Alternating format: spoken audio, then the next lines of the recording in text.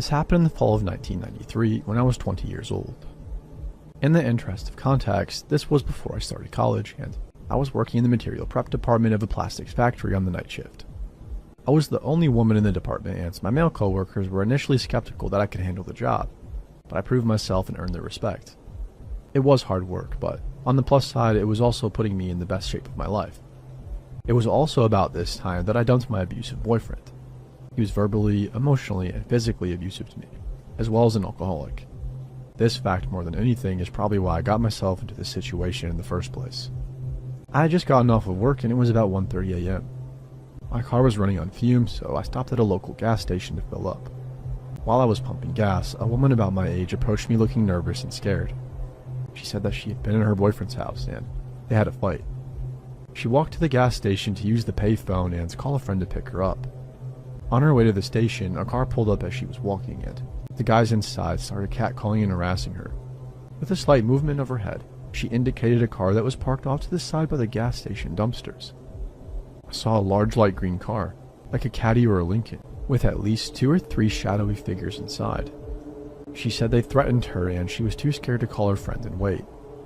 The woman was neat, well dressed, and didn't seem high or drunk or anything like that. She just seemed really nervous and freaked out, so I didn't even hesitate. I finished pumping my gas and told her to hop in the car, that I'd take her home. At that time on a weeknight, there was little traffic, so I booked it right out of the gas station and asked where she lived. She kept twisting around in the seat to see if the car was behind us, and when I asked her to put her seatbelt on, she ignored me and kept looking for the car. I assumed that she was just scared. A few blocks down the road, however, I noticed she was looking around the car and she started asking me about money. "Where's your purse? Where's your bag? I need money. You need to give me some money." My stomach sank. I have this woman in my car, now she's going to rob me. Dang. But when I thought about it, robbery just didn't make much sense. I was driving a 1985 Chevette, affectionately nicknamed Shitbox, and was wearing my work clothes, a ratty t-shirt and jeans with combat boots. I did not look like a person with a lot of cash, primarily because I wasn't a person with a lot of cash. She twisted around in the seat again and started yelling, "There they are, there they are." She didn't sound scared anymore. I checked the rear view and sure enough, the light green car is right behind me. She started cackling and bouncing up and down in the seat. "My boys are going to mess you up, bitch. You're done." She's laughing like crazy, opening the glove box, looking in the back for a bag or purse, and telling me all the messed up shit these guys are planning to do. Now, if I'd been smart, I would have just driven to the police station. Actually, if I'd been very smart, I would have called the cops from the gas station and waited with her until they arrived. That would have been the intelligent thing to do. Unfortunately, none of this crossed my mind until later. In the moment, I just got really angry. I realized 3 things all at once. There was an intersection up ahead with cars on either side waiting to cross, and the light had just turned yellow. I had a spare box cutter that I kept for work in the driver's side door compartment. The crazy psycho next to me hadn't put on her seatbelt yet either. I didn't think. I floored it and passed under the yellow light just as it turned red. I glanced back to see if the green car was still behind me, but the cross traffic at the intersection had started to move, and they hadn't caught up. This crazy woman started yelling. I slammed on the brakes, and she hit the dash and windshield with a solid and viciously satisfying crack. When she rebounded to the passenger seat, I had the box cutter in her face and was screaming some pretty crazy stuff. I can't remember exactly what I said, but it was along the lines of, "Get the heck out of here. Get out of my car before I cut off your face and make you eat it." The crazy screaming and box cutter combo worked. She grabbed blindly at the handle and popped open the door. Yet I started shoving and punching her until she tumbled out of the door to the curb. I stomped on the gas, got to the next turn, and squealed around it with the passenger door still open. I made a few more turns because I was afraid that the green car might catch up to me. After a little while, I stopped to close the passenger door. Then I cut across town and got into the highway to go home. I was on the highway for about 5 minutes before the shake started. I pulled off to the shoulder to calm down and get my stuff together, and I drove home. I told my sister, I was living with her temporarily after the breakup with my ex, everything that happened. She wrapped me in a tight bear hug while simultaneously yelling about how stupid I was for not going to the police. I've never been so glad to be yelled at in my life.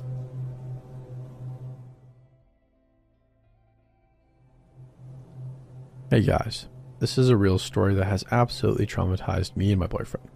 2 years ago, I moved to the UK for university, as I always wanted to go there and get away from my parents, as the situation at home was beginning to become too toxic for me. In my first year at university, I moved into student accommodation and met some really great people. It was a good year, without meeting my boyfriend who I'm still with, and just enjoying my time away from my family and discovering what independence really meant. Anyhow, as the second year came by, I decided with some friends to move into a house rented by student accommodations, but at least we had our own house and weren't restricted as much with noise and parties as living in a small shared flat like in the first year. Note, I had a ground floor room and my window gave into a very small backyard in which I would go smoke every day, as I am a smoker, and in which there would be a very thin wooden door giving into the other side of the street where you would put your bins and broken chairs. The door could only be closed and locked from inside the backyard, but since it was an old door, we had to attach some things to keep it closed for good. I had neighbors on each side of the house, so we were surrounded by families and some other student accommodations. The neighbors on the right of us were 5 boys who looked way over the age of being in university. They were strange, so to say. I met one of them outside of our house one day because of a police intervention, due to one of his flatmates attacking him and the others with a kitchen knife and burning their kitchen down. I heard some screams, and so I went outside with my flatmates and saw one of them being covered in blood and cuts everywhere on his arm, and a wound on his head inflicted by a kitchen knife. I and my flatmates didn't know what to do, so we offered him help to clean himself up and gave him an old t-shirt to change out his bloody clothes. We then saw the guy who hurt these flatmates being escorted out by the police and into a van and driven off to be arrested. I don't know anything more about the story. The police didn't really tell us anything. Anyway, the guy who we helped was quite weird. He said a lot of BS and kept trying to grab me and flirt with me, and we noticed when helping him he smoked quite a lot of weed, but we just didn't really care at the moment as we wanted to make sure he was alright, as we didn't know him. Then after some time had passed, I would go to uni and come back home and see him quite often in the street, and just never say a word to him again. But one day he came up to me in the street while I was going to the corner shop and started talking to me weirdly, and I didn't feel comfortable at all with it for some reason, so I just didn't respond. He then said, that's okay. I'll just wait in front of your house then and we can talk further. No need to say, I was insanely creeped out and just thought he was joking, so I bought my drink at the shop and headed back to my street. And as I turned into the street where my house was, I saw him with his flatmate sitting on my doorstep and waiting for me. So I panicked and went back to the corner shop and called my only guy flatmate to ask him to open the door and tell the guys to go away. But obviously he wasn't home and no one else was either. So I literally just waited it out until they left 1 hour later and then sprinted back home and locked the front door. Note, my front door had a glass panel on it where you would be able to kind of make out who was standing in front of it. As this was already pretty scary, I just tried to avoid the guy and mostly succeeded for a little while. But then one day, as I went smoking into the backyard, I noticed that the wooden floor, which is always closed, was open, and the strings that we put there to keep it closed were cut off. For whatever reason, I didn't think anything of it and just closed the door again and put a new string on it, thinking it was one of my flatmates who took the bins out and just didn't tie it back. The weird neighbors would very often scream and yell and fight in their house, and it would wake me and my flatmates up in the middle of the night, but we kind of got used to it after a little while. But one evening, my boyfriend slept over like he usually does, and he, who usually never wakes up because of a noise, woke up in the middle of the night because of a bang and some whispering. I was sound asleep, so he very silently woke me up, and we both just waited in the dark and listened for any other noises. Suddenly, we heard the wooden door just bang, just shoot right open, and some footsteps next to my window. I always had my window open because it would get really warm in there, so we both just froze. Then we heard the door leading to the backyard get shaken softly as if they were trying to get inside, and then they stopped. Luckily, we had the curtains closed so they couldn't see us, but we were ready to get dressed and get the heck out of the room and lock them in if they came in from the window. Then we just heard my window move and get more open, and one of the guys said something in a different language that we didn't understand, and started to hear them trying to get in. My boyfriend and I just shot up out of the bed, took my phone, put clothes on, and ran out of the room and out of the house, so I then called my flatmates and told them to lock themselves in their rooms, and then the police, who luckily came in less than 5 minutes, as the headquarters were a couple of streets down from us. I don't remember anything else after the police came. I think my boyfriend and I were in shock. They ended up catching one guy. The other fled and was later found a few streets up smoking weed. The police told us they went inside of their house and found a lot of meth and heroin, and that they were actually just carrying a massive kitchen knife with them. I was so confused, as I've never done anything to offend or do anything wrong to my neighbors, so the idea of them breaking in with who knows what intentions with a kitchen knife terrorized me and my boyfriend. The two guys ended up being arrested, and one of them was put in prison for 2 years for carrying a weapon with the intention to harm. I never heard anything else from the police, and I moved back home a few months later as I was scared, and it tormented me for months on end, not knowing what would have happened if my boyfriend didn't wake up. I'm now still coping with it and finding it really tough to get over it. Always asking myself what if and what would have happened if. I now very often wake up because of the slightest noise and get horrible nightmares because of it. But hey, at least I'm still with my boyfriend and we often talk about it, and that helps a lot.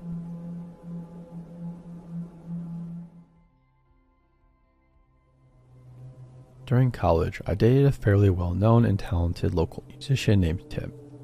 As horrible boyfriends tend to do in the beginning, he was a loving, attentive, charismatic, seemingly normal partner. He made me mixtapes, cooked me my favorite meals, and dedicated songs to me at open mics around town. I, young, foolish, naive, was deeply smitten by his mysterious, dark, artistic allure. However, over the course of our year-long relationship, his mental health severely declined. He had the ability to appear lucid and normal around other people, but in private, he began suffering delusions, compulsively lying, and creating art that focused on themes of rape and murder. I was worried sick, and his condition was exhausting, but I did my best to be kind, understanding, and supportive. I loved him and believed that he shouldn't have to struggle with his mental illness alone. One time he vanished without a trace for a full day. I found his apartment empty, lights on, front door wide open, phone on his nightstand. I took a few deep breaths and called all around the city for hours before finally discovering he had been involuntarily checked into a mental hospital. I did my best to be strong for him, seeing him every day during supervised visitation hour, bringing him his favorite books to pass the time, and holding him as he cried that it was all a mistake, that he did not belong there. It was surreal to see my gentle, intelligent, normal, albeit depressed boyfriend surrounded by visibly insane, long-term psychiatric ward patients. For real, the place was like something out of a horror movie. In retrospect, none of the staff ever told me the real reason why he was there, and I was too polite and naive to ask. Our relationship ended a few months later. I found undeniable evidence that he was cheating on me and, secretly relieved, confronted him. I told him to leave my apartment and never come back. He cracked. The gentle Tim I had known and loved melted away to reveal a new persona with dead, wild animal eyes. He threatened to kill someone unless I took him back, but I was so extremely done that I called the police. They weren't much help, but Tim left. I blocked him everywhere and never contacted him again, but he left me insane voicemails from different numbers for weeks afterwards. I was relatively unshaken and things returned to normalcy. I graduated and got a sweet job in the same cool college city. 6 months later, I woke up to concerned texts from my mutual friends saying that they didn't want to freak me out, but Tim was off his meds, clearly manic, and was posting a nearly written song all over social media. His best friend, who hadn't been in touch since before the breakup, sent me an apology along with a screenshot of the lyrics. That got my attention. I won't copy-paste them here because they'll lead back to his Bandcamp, but the song was pretty explicitly about my assault and murder, but in a sort of clever, disguised way. It's catchy too, that bastard. I checked his profiles myself from a friend's account, and he was posting dozens and dozens of totally insane rambling statuses, most of them about me. They flip-flop between flowery love prose and murder imagery.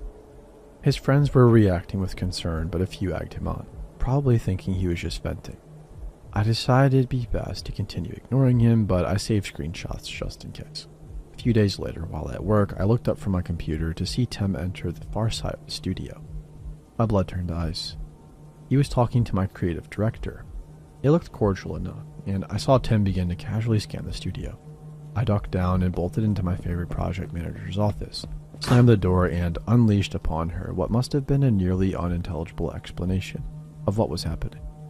I was shaking so hard I could barely speak, but Nancy was amazing. She understood almost immediately. She snuck me out of the building and drove me in her car to the police station, where I showed officers the screenshots and filed the report. My coworkers later told me that Tim was there to inquire about the open designer position. But he is not a designer. He had brought with him a portfolio and an elaborately fabricated work history that sounded legit.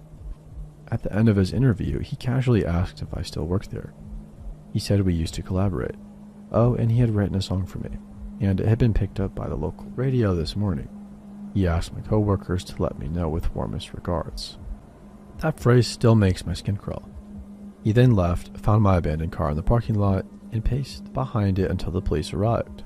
Unfortunately, he wasn't enough of a public menace for police to bring him in that day, but the incident helped me to secure a restraining order against him. My company was amazing too. I was deeply embarrassed about my literally insane ex coming to the studio, but the CEO filed trespassing charges against him and created an action plan to keep me safe if it happened again. Not long afterwards, I moved to a different city, and that was that. I haven't heard from him since, but I discovered the most alarming part after.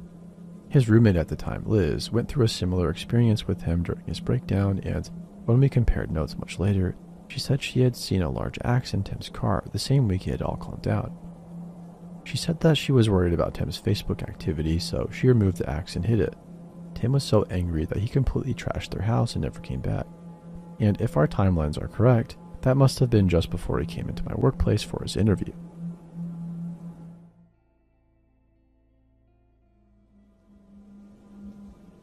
I had a stalker from Xbox Live try to find me at work 2 days ago on Monday. I'm only 17 and work second shift at my local movie theater. It was Friday night, my weekend had just begun. I was on Xbox Live and playing Overwatch, eating now cold pizza like lots of my friends were. I was kicking considerable ass, more than I usually was at this game, and I was on fire for non-Overwatch players. It basically means you're doing really good for 3 matches. At around 2 AM, I decided to step up my game and go into competitive mode. I got into a match at Kings Row, and I was playing fair on defense. I got a 15-player kill streak, but I noticed 5 of those kills were on the same guy, a Bastion. I remember his username. The match goes on for about another minute, and then I get an invite to a party. The gamer tag was the same as the Bastion I just killed for the 6th time. I wasn't in a party since all of my friends had called it a night except for me at that point. I decided that whatever he wanted to say could be interesting, so I added him. Now, I usually expect some kids a few years younger than me to be shit-talking me, but to my surprise, it was a grown man on the other end. More to my surprise, he sounded in his 30s rather than closer to my age, and he had a thick Spanish accent. Immediately, this guy starts cussing me out. I can't lie when I say I half expected this to happen when I got a party invite. Now I have the mentality where if you're a jerk to me, I'll return the favor, so I reply with the classic, "Oh, you mad, bro?" Guy doesn't acknowledge what I say at all, and instead of saying that he would screw my mom like most people do, they said, "Screw your entire family. I'll make sure to decapitate your mother and make your dad screw her down the throat." I was sort of shocked by this, but it didn't last. I told him to take a chill pill. "No, I want you to..." And he stopped. I noticed why. A diva on our team had just killed his Bastion hero again. Now, this is where things get scary. It sounded as if he turned into a rabid animal that was trying to suffocate itself on the mic and screaming and howling and spitting all at the same time. It's difficult to describe what exactly sound he was making, but that's the closest I can do. Inhumane noises were coming from this person as if he was being gutted and possessed by a demon at the same time. It was a grown man too, which made the entire thing scary compared to laughing my butt off when a 12-year-old loses it. The match ended. The enemy team didn't get the payload moving at all. The man loses his stuff some more because he lost. Then I decided to be a jerk again and not take this clearly crazy guy's shit. Look man, it's not my fault you suck at this game. You're just being treated like the child you really are, so just grow up. Guy didn't like this. He literally screamed at the top of his lungs, "F you," into the microphone for no joke like 20 seconds. It started getting all crackly. He was being so loud he was breaking his mic. He then removed me from the party. I decided that since the match was over, I decided to call it a night, just like my friends had. My overall reaction to what went down was, okay, that was something. I logged out and turned off my Xbox and went to bed. As soon as my head hit the pillow, I realized how much of a dummy I was for not recording any of it. My friends would have lost it when they heard it. Then I fell asleep. Saturday went by with nothing, and I thought that was that with the weird Spanish dude. Sunday was after Saturday, and I logged onto my Xbox that morning to play more Overwatch. I noticed I had a message from the guy saying, "Good morning," with my full name, and "I know you have to go to insert address of the movie theater I work at tomorrow." What the heck? I said aloud. I decided to pull out my phone and take a picture of the TV screen. I then texted my boss about it and told her that some guy on Xbox somehow found where I worked. Now, my boss is a weird old lady, so she naturally didn't care what happened. Even though it concerned my work, she just blew it off and told me I still had to come in the next day. Jurassic World Fallen Kingdom and The Incredibles 2 are both hot right now, so we were going to be busy. I ended up coming in the next day at 5:30. It was pretty boring and busy like I predicted. Up until about 8 o'clock when a super short guy came in through the door. It was loud and pretty crowded, but the guy hollers my name. The same thick Spanish accent from Xbox. It was him. I still to this day don't know where he got my info from or why he decided to come all the way to where I worked. The theater fell silent.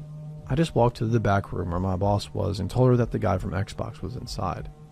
She repeated the whole, "I don't care what happens to you on the game. Get back to work. We're busy." I repeated to tell her that the guy was inside the building. I didn't know if he wanted to hurt me or not and that I was going to call the cops.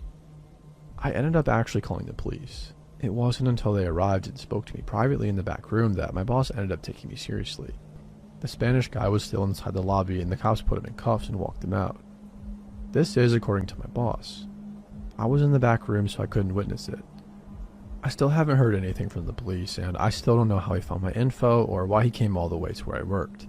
And I still don't know what he planned to do to me. Either way, I'm still a bit shaken up over it. I don't know if he knows my home address or not, and I'm pretty much on guard 24/7. Either way, I own 2 dogs that can scare off anyone, but I'm still terrified of this dude. I moved into the house on a Tuesday. Nothing special about that. I had a few boxes, a mattress I'd been meaning to replace for 2 years, and a 6-month lease I'd signed without visiting the property in person. I was between jobs, and my cousin had found the listing and said the price was stupid cheap for the square footage. That should have told me something. The house was a 2-bedroom on a rural stretch outside Millhaven, Georgia. Old farmhouse style, maybe 80 years old. Sitting back off a gravel road with a tree line maybe 40 feet from the back porch. The nearest neighbor was a quarter mile up the road. I didn't mind that. I needed quiet more than I needed company at that point in my life. The first 2 weeks were fine. Better than fine, actually. I slept well. I got into a routine. I didn't think about much except putting myself back together. The first thing I noticed was the chair. I had a wooden chair I kept at the small desk in the second bedroom, which I was using as a home office. One morning I came into work and the chair had been moved back about 3 feet, facing the window instead of the desk. I live alone. I don't sleepwalk. I sat there for a second trying to remember if I had done it. Maybe moved it to look outside or something. I couldn't remember doing it, but I also couldn't rule it out. I turned it back around and got to work. I didn't think much of it at the time. The second thing happened about a week later. I was outside in the evening sometimes, just sitting on the back porch. It had become a habit, maybe 9 or 10 o'clock, cooling down before bed. One night I noticed something at the edge of the tree line, a gap in the brush where someone or something had clearly been standing. The grass was flattened in a rough circle, not a large area, but deliberate looking, like someone had stood there for a while. Could have been a deer, could have been anything. The woods back there were full of whatever wildlife Georgia has in September. I told myself that, but it was the shape of it that bothered me a little. It wasn't a hoofprint kind of shape. It was just a flat, wide, standing-shaped circle of pressed-down grass. I started coming inside before dark after that. The third thing I can't explain away as easily. I was on a work call one afternoon sitting at my desk, and I pulled out my laptop camera to switch to video. In the thumbnail preview before I turned it on, I could see my face, the desk, the wall behind me, and the doorway to the hallway. The door was open maybe halfway, and standing just barely in the frame. Half hidden by the door was a shape, upright, still. I spun around in my chair immediately, and there was nothing there. The hallway was empty. The house was quiet. I watched the video back later. The shape was there in the preview for about 2 seconds. It's blurry, and the lighting is bad, and I genuinely cannot tell you what I was looking at. I've shown it to 2 people and have gotten different reactions. One said it's a shadow from the curtains. The other didn't say anything for a long time, and then changed the subject. I started leaving every light on in the house after that. The fourth thing shook me in a way that's hard to describe. I was cleaning out the closet in the second bedroom, pulling stuff off the high shelf, and I found something pushed all the way in the back. A small glass jar with a handwritten label. Inside were about a dozen small strips of paper, folded tight. I opened it and read a few. They all had dates on them. Dates going back 11 years. Each one written in the same careful small handwriting. Just a date, nothing else. No name, no explanation. The most recent one was from 4 months ago. 4 months ago. The house had been empty for 8 months between tenants. I looked up the rental history afterward just to confirm. It had. I don't know who put those dates in that jar. I don't know what the dates mean. I threw it away and called the property management company, and they told me they'd pass it along to the owner. I never heard anything back. I started checking the locks twice every night after that. The fifth thing is why I left. About a month after I found the jar, I came home from a grocery run to find my back door unlocked. I was almost certain I had locked it, but I wasn't 100% sure. So I walked through the house, checked everything, didn't find anything wrong. I made dinner and tried to put it out of my mind. That night around 2 in the morning I woke up. I don't know why, I just did. I lay there for a few seconds listening. The house was quiet. Then I turned over and looked toward the bedroom door, which I always leave open a few inches, and I saw the light in the hallway was different. Dimmer, like something was standing between me and the hallway light. I didn't move for a long time. I just watched the gap in the door. After maybe 2 minutes, the light shifted back to normal. I heard a very soft sound from the front of the house, a creak, then the faint but distinct sound from the front door being pulled shut. Whoever it was had a key. They had let themselves in, and then they let themselves out, and for some reason, they'd come stand outside my bedroom door. I don't know how many times they'd done that before. I moved out 4 days later. I didn't finish the lease. I still think about the jar with the dates. 11 years of dates, and the house was supposedly vacant for most of them. Someone was coming and going that whole time. I don't know what they were tracking or why. I probably never will. That's the part I can't put down. I was 12 the summer my family rented a cabin near Lake Horrell. Not a resort or anything like that. Just a small cabin my dad found online somewhere in rural Minnesota. There was nothing around for miles except trees, a gravel road, and a gas station about 20 minutes away that doubled as a grocery store. My parents thought it would be good for me to get off screens for a while. I didn't argue much. I was a pretty agreeable kid back then. There was another family staying in the cabin next to ours. They had a daughter around my age named Kara. We got along fast the way kids do when there's nothing else around. By the second day, we were already wandering the tree line together, just looking for things to do. The first time something felt off was on our third morning there. We were sitting on the dock when a man walked along the far edge of the lake. He wasn't doing anything strange, just walking. But he stopped for a second and looked in our direction. Not the quick glance you'd give 2 kids sitting somewhere. It was longer than that. Still. Then he just kept moving. I didn't say anything to Kara about it. Looking back, I don't know why I didn't. That same afternoon, we found a trail behind the cabins that no one had mentioned to us. It wasn't marked on any of the little tourist maps my dad had picked up at the gas station. It was just a worn dirt path that disappeared into the trees.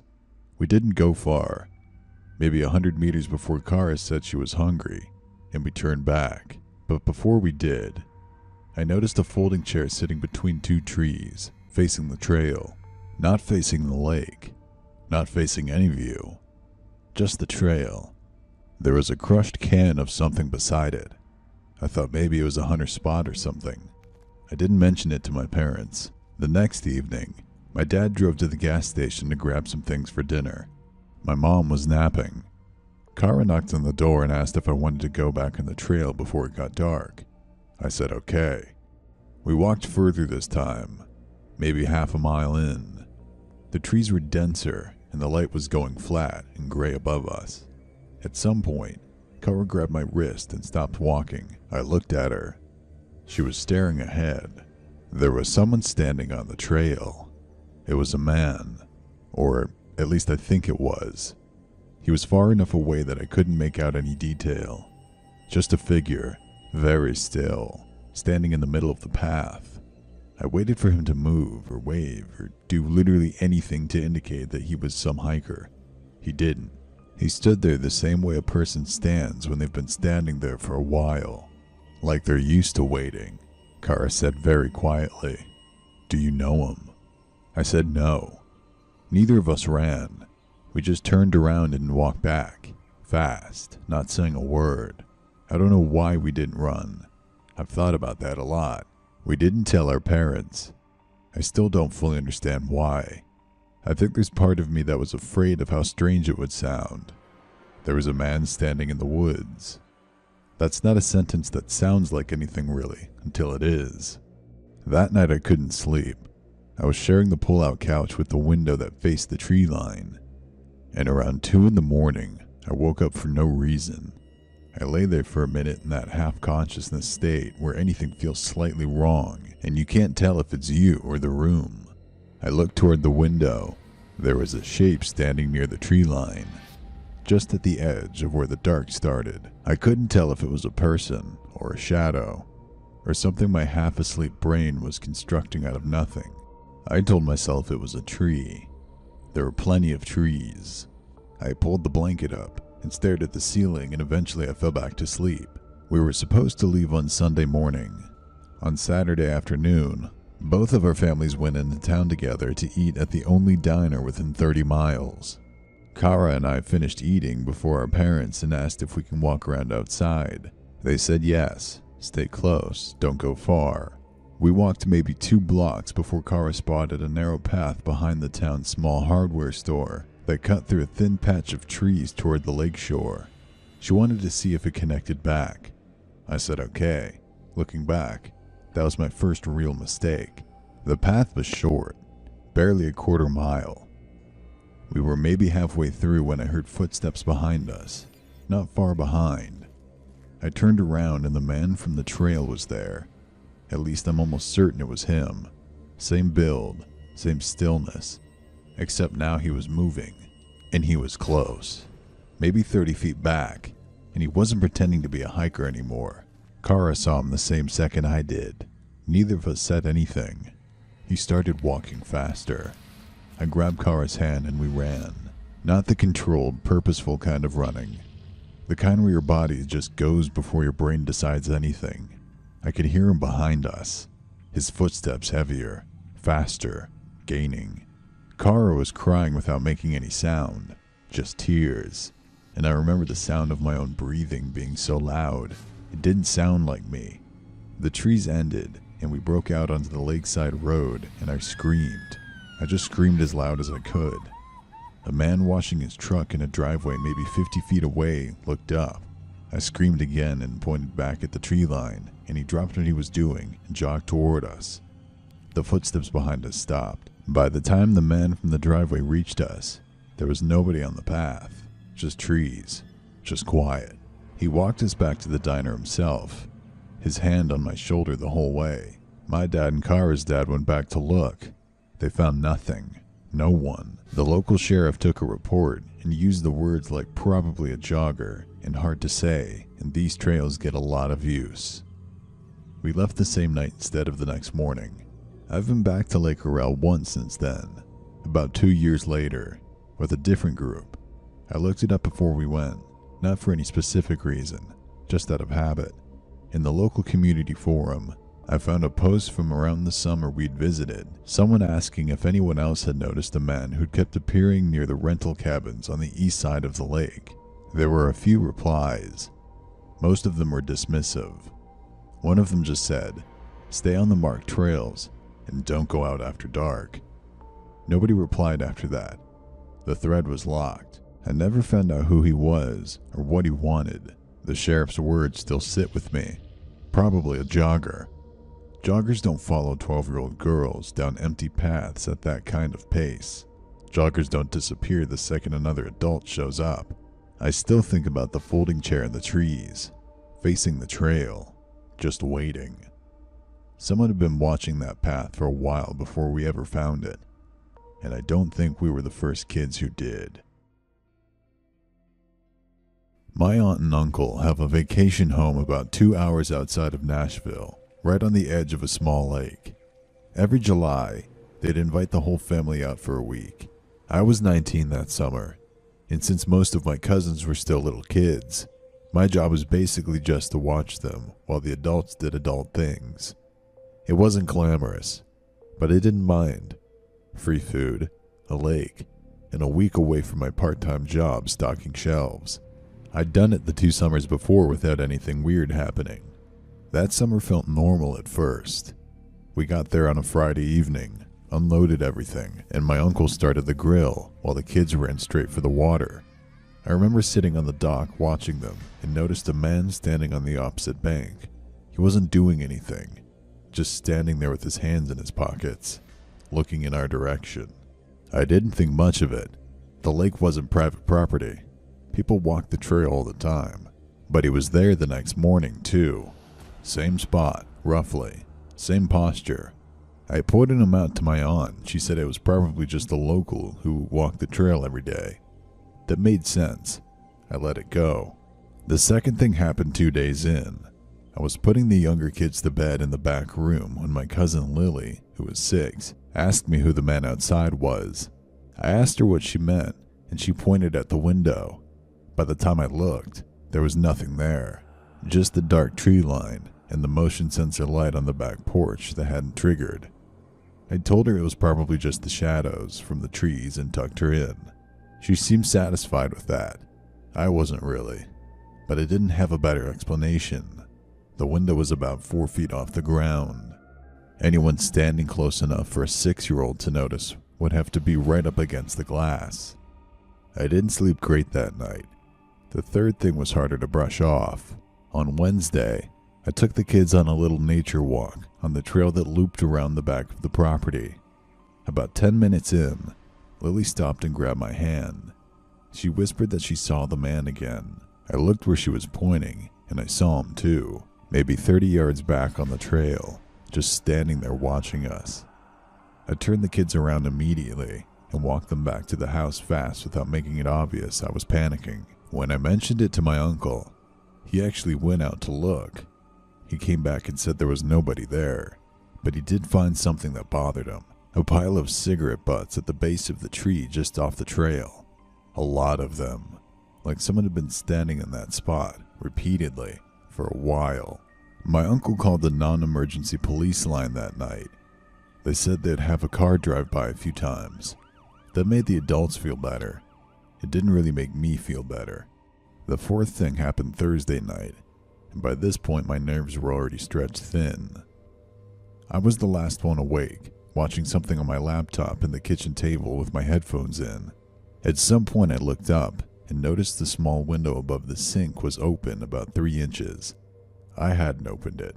I didn't know who had. I got up and closed and locked it, and stood there in the kitchen for probably 2 full minutes just listening. The house was quiet. Outside was quiet. I told myself someone had probably opened it for airflow earlier and forgotten. I went to bed with every light in the house on. What happened Friday night is the part I still have trouble talking about. I woke up around 2 in the morning needing water. That was it. Nothing dramatic. I just got up, half asleep, and padded down the hallway toward the kitchen in the dark the way I had every other night that week. I didn't turn a light on because I didn't want to wake anybody up. I was 3 steps into the living room before I realized someone was already in it. He was standing completely still near the far wall, right beside the sliding glass door, which was open about a foot. I don't know how long he'd been in there for. I don't know how he'd gotten through the door without waking anyone. I just know that when my eyes adjusted, he was there, and for one horrible second we were both completely frozen, just staring at each other across the dark room. I took a step back, and that was all the reaction he needed. He closed the distance between us in about 2 seconds, and got one other arm locked around my shoulders from behind and clamped his other hand over my mouth so hard my head snapped back against his chest. That hand was pressing so tight across my lips and nose that I had to fight just to breathe through it. I tried to make a sound anyway, and nothing came out. Not even close. It was just this muffled, useless pressure against the palm that nobody 3 feet away could have heard, let alone my uncle down the hall. He didn't say anything at first. He just held me like that, completely still, waiting to see if I'd keep struggling. Then he put his mouth close to my ear and said very softly, "Stop." I went still. I don't know if it was the voice or the fact that I couldn't breathe properly, or just my brain shutting down from pure shock. But I stopped moving, and he started steering me toward the sliding door, one step at a time, his hand still locked over my mouth the whole time. My brain was doing this horrible thing where it was completely clear and completely useless at the same time.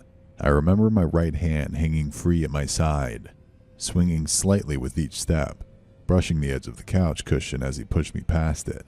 My fingers dragged across something wedged into the gap between the cushions. The TV remote. I don't know why I grabbed it. It wasn't a weapon. It wasn't a plan. My hand just closed around it on instinct, the way you grab a railing when you feel yourself slipping. And then without thinking, without deciding to, I jammed my thumb into every button I could find and held them all down at once. The television came on at full volume, some late-night infomercial just detonating into the room loud enough to rattle the windows. His whole body flinched, 1 second, maybe less. The hand over mouth shifted just a fraction, pulling slightly away from my nose as his arm tensed up.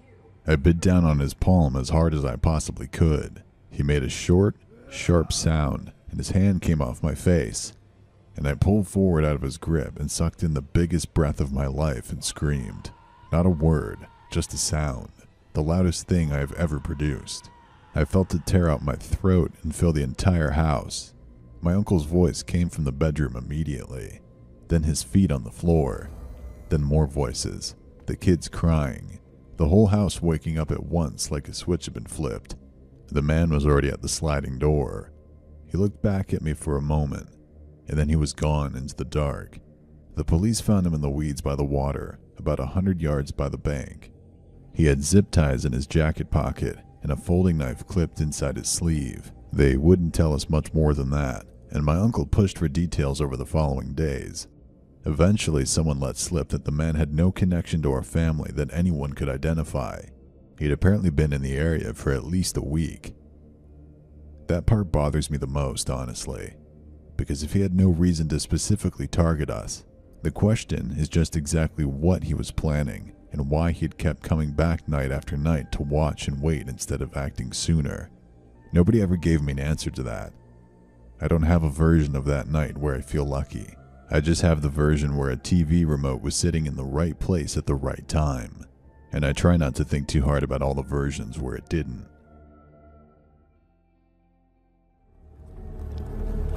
I have this traumatic childhood memory that I cannot forget.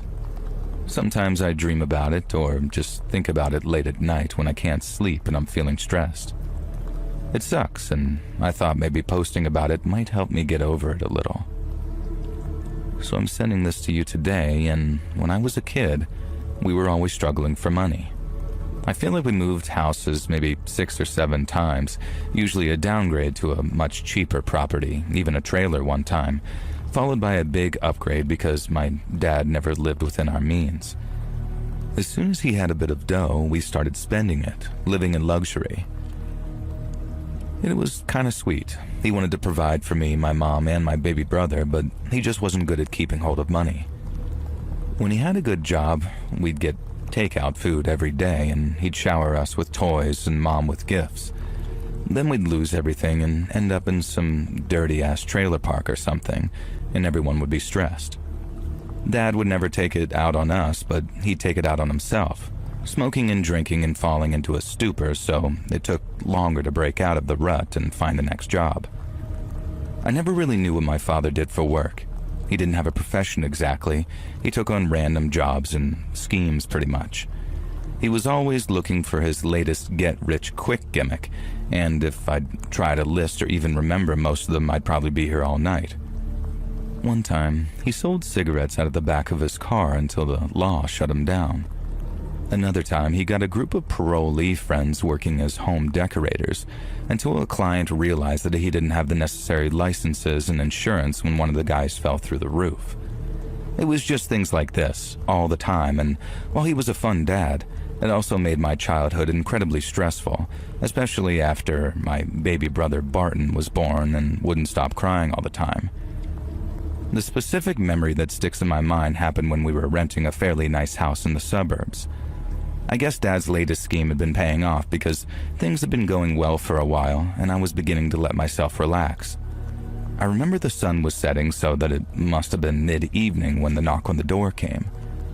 I knew my mom and dad were downstairs with Barton, so I was surprised when the knock sounded again and nobody answered. I looked out the window of my bedroom at the front of the house. A guy was standing at the door. He looked up at me and something about him terrified me. I know it's silly, but in my head I kind of equate him to that Rocksteady character from the Ninja Turtles. You know that big rhinoceros with a tank top, khaki pants, and big boots? This guy reminded me of him, only, human. He had this mullet that looked ex-army and an earring that kind of glinted in one ear and tattoos all up his thick, muscled arms.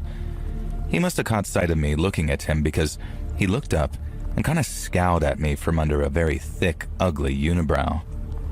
I know I'm probably imagining him as more troll-like and terrifying in my mind than he actually was, but I guess that's how childhood traumas kind of get at you, I guess.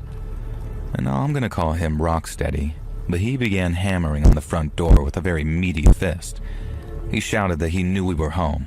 He'd seen someone in the upstairs window. An instant terror and guilt flooded through me. Immediately I heard footsteps downstairs, Dad going to the front door and Mom coming upstairs. My bedroom door opened just as I heard the front door unlatch. Mom was holding Barton, reassuring me that everything was okay and to come back into the room and play. I ignored her and ran to the window. Dad had stepped outside into the front yard with Rocksteady, and Rocksteady was sizing up Dad, looming over him very menacingly. And my dad wasn't a fighter. He wasn't a buff guy who worked out. He was fairly short, and in my mind, he was fragile. He was always smiling and joking and being silly, and the idea of someone like Rocksteady hurting him seemed like a genuine possibility. Even more so as I watched this guy grab Dad by his shirt and drag him into the street. I started to cry and bang on the window, but Mom came and pulled me away and made me play with Barton for a bit, even though inside I was absolutely breaking. After 5 minutes or so, Mom had to use the bathroom, so I darted to the window again. Dad and Rocksteady were in the street. Dad was pacing back and forth, gesturing and talking animatedly in his way, and Rockstar seemed calmer and was leaning up against a muscle car. I watched as Dad and Rockstar shook hands, and then Dad came back into the house. He was all smiles and cheery after that. Nothing to worry about, he said. Just a simple misunderstanding. Rocksteady was a guy he worked with and his paycheck hadn't gone through, but it was all sorted out now and everything had been squared away. I told my dad that that man reminded me of the Rhino from Ninja Turtles, and he seemed to find that hilarious. I thought Mom was calm and fine too, but in retrospect, she clearly wasn't. I went to bed more relaxed that night. It was around 1 a.m. when I heard the crash.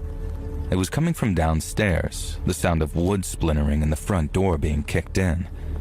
I looked out the window in terror to see 3 men coming through our front door, and Rocksteady was taking up the rear. There was commotion from elsewhere upstairs, Mom and Dad reacting to the break-in, I now know, and then smashing and breaking glass from downstairs, and next, screaming and yelling. I could now hear 4 male voices, including my father's, and then my mom screaming. Finally, Barton started crying, adding to the cacophony, and Mom's footsteps came thundering upstairs. I'd already locked my door, and she rattled on it. I asked who it was, and she said it was Mom. She said it was good that I'd locked my door and to keep it locked and stay there, and she was going to take Barton into their room. She told me not to come out under any circumstances, and that Daddy was fine, and not to worry. His friends had just come over and they were just being loud. Even at my young age, I knew that this was all nonsense, but I told Mom I'd stay put. So I had to sit there on my bed listening to the 3 men smash up our things downstairs. Dad was yelling for a while, and then I heard another crash, and his voice stopped. I was crying to myself, these heavy sobs, and I felt like my chest was going to burst and my heart would explode. It felt like the chaos went on forever. Eventually, things fell silent and I thought I was safe. And suddenly there was a hammering on my door. The wooden frame shuddered and I screamed. A male voice I didn't recognize called out, telling me to open the door. I'll just call this one Creepshow.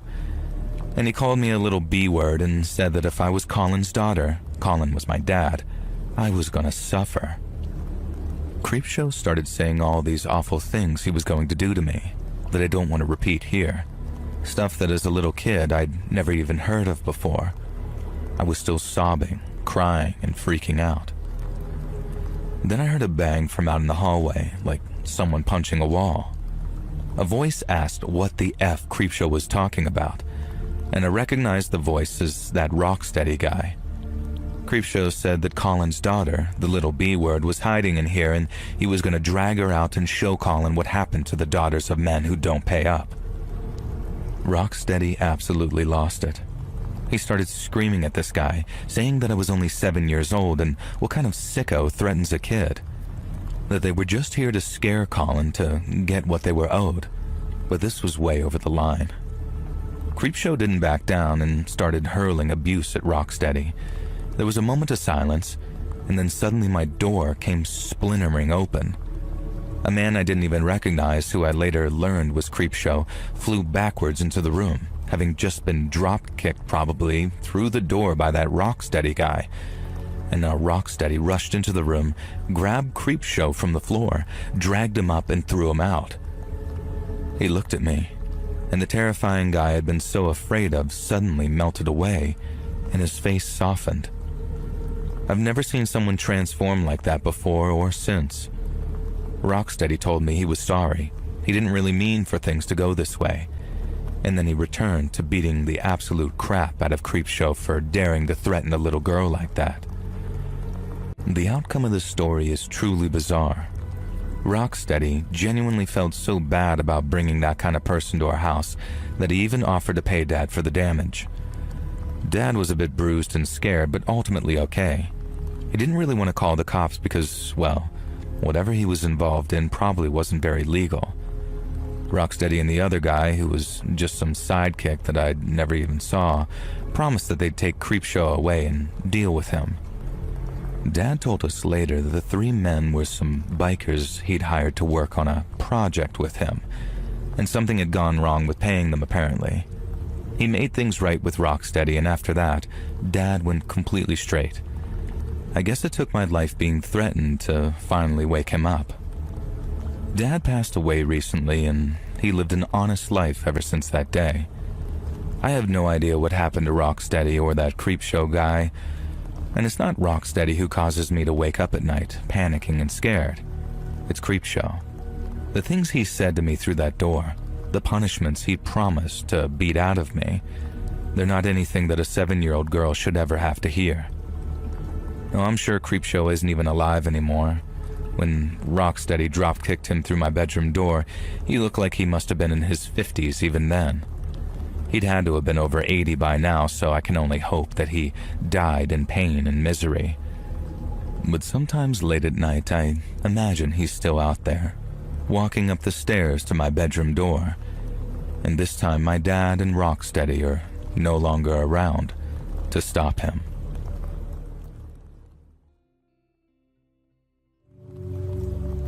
Many years ago now, when our son was barely out of diapers, me and my kid's mom moved into a real nice duplex out in the suburbs.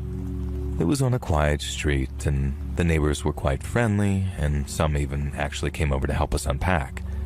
Now, the guy in the home next door didn't show up, but when we heard that he was some elderly widower who didn't get around so easily anymore, we obviously gave him an instant pass. Now, our son Luke loved the big backyard and pool that we now had. He loved his new bedroom too, but what he didn't love was the big old closet with its sliding wooden doors. He seemed almost cautious of it right away. But then a few nights after we settled in, Luke started acting very strange about his new closet. At first, he said that he wanted to keep it open, so he could see that there were no monsters in there. But then later, he said that he wanted to sleep with it closed because someone was inside the closet and they would watch him whenever we left him alone. I thought that it was just the new house making him nervous, and that his big old imagination was just getting the better of him. And so that night, to help him feel safe, I started what became a regular bedtime routine.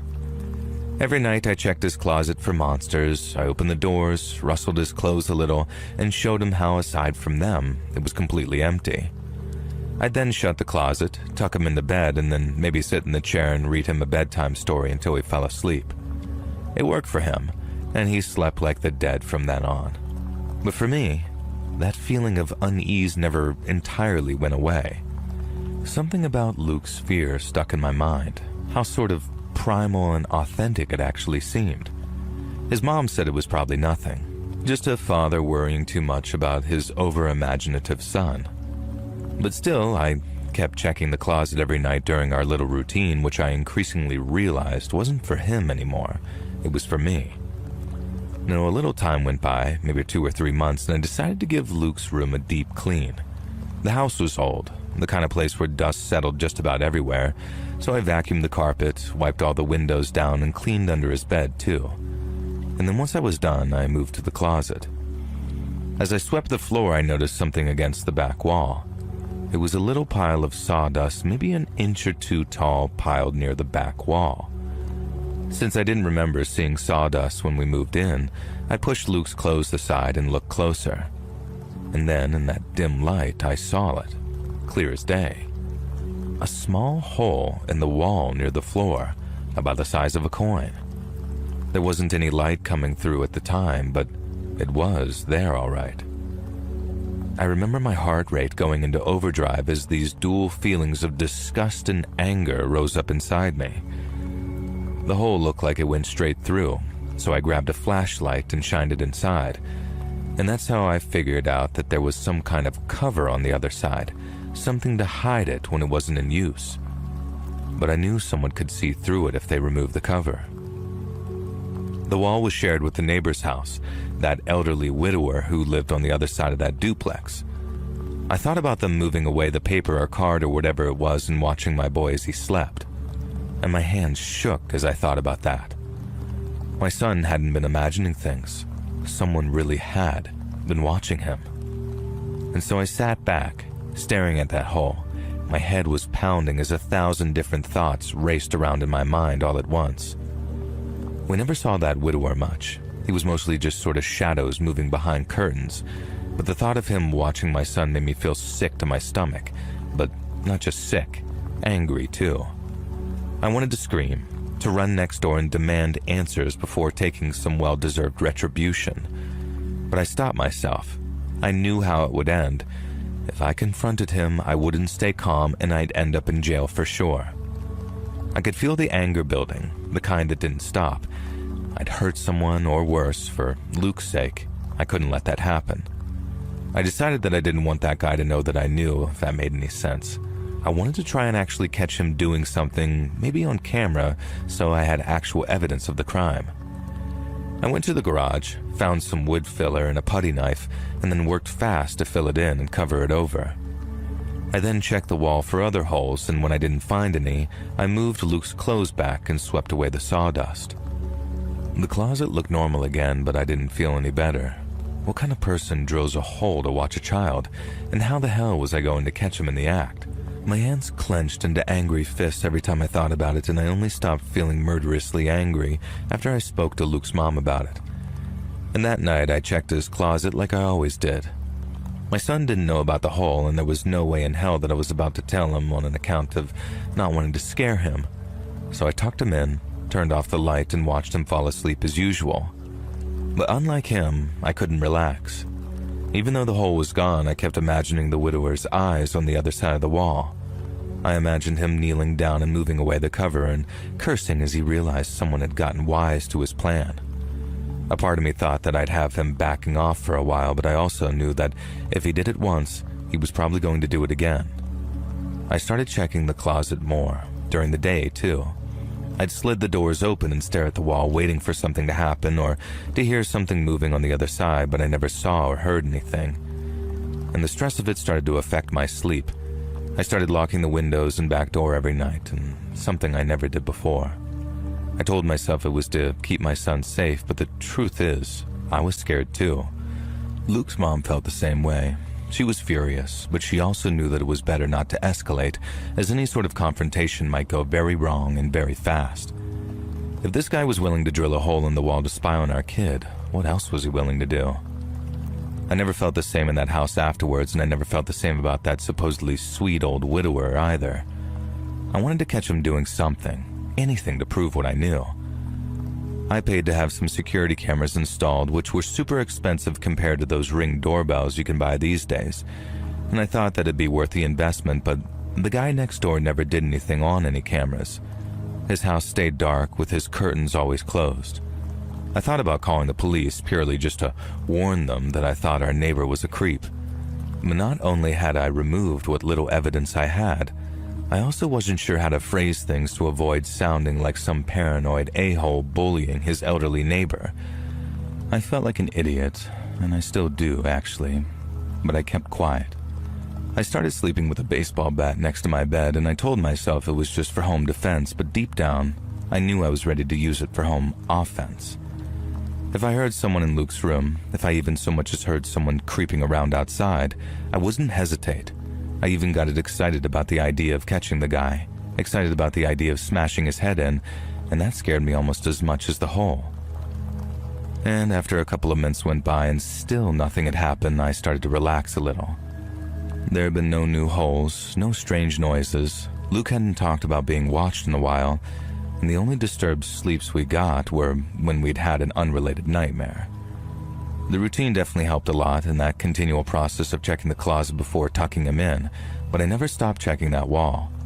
I'd run my hand over the spot where the hole was, making sure it was still sealed, but it always was. And then one day I saw a truck outside the widower's house. No goodbye, no explanation, and the house stayed empty, and it took a while, but we actually heard that he'd passed away. And as horrible as it is to say, I actually felt relief. The hole was gone, and so was the sicko who put it in there. But the fact that it even happened in the first place, that there's people out there who'd think to do something like that, that's something I'll never be able to come to terms with.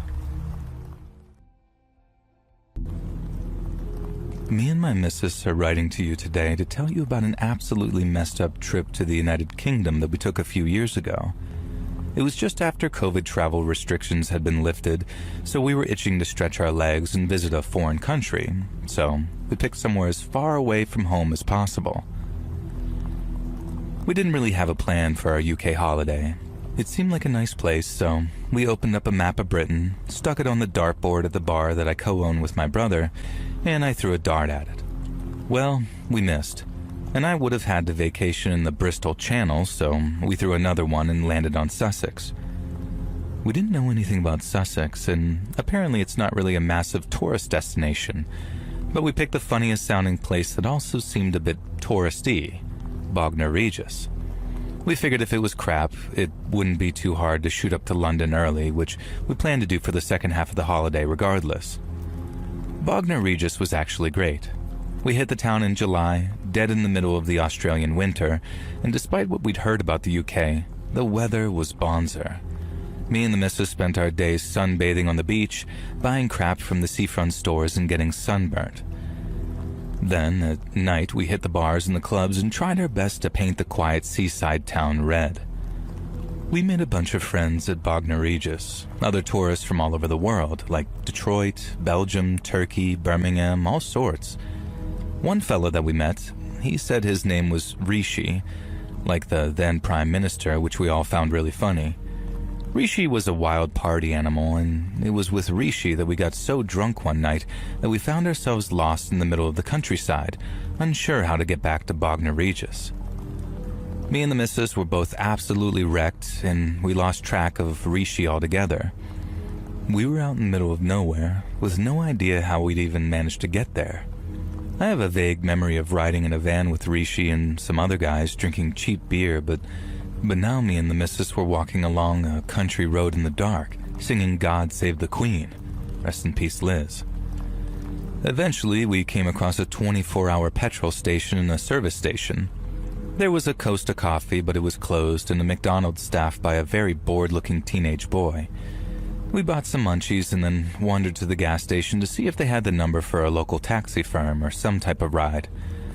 The guy at the counter directed us to a notice board, which we struggled to read in our drunken state, but eventually found a business card from someone offering taxi services 24 hours a day. I called it up on my mobile, and a very polite young woman answered. I told her where we were at, described the service station, and she said that she knew exactly where to send a driver. She told us to look out for a silver Ford and that our driver would be named Mears. Half an hour later, a car pulled into the petrol station lot, and a shifty-looking bloke gestured us over. I asked if he was Mears, and he said, sure, why not?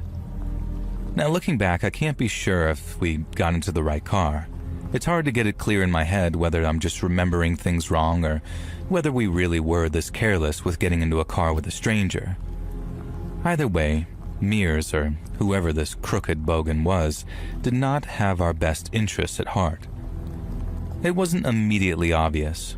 We had no bloody clue where we were, so we had no bloody clue that Mears was driving us in the total opposite direction to Bognor Regis.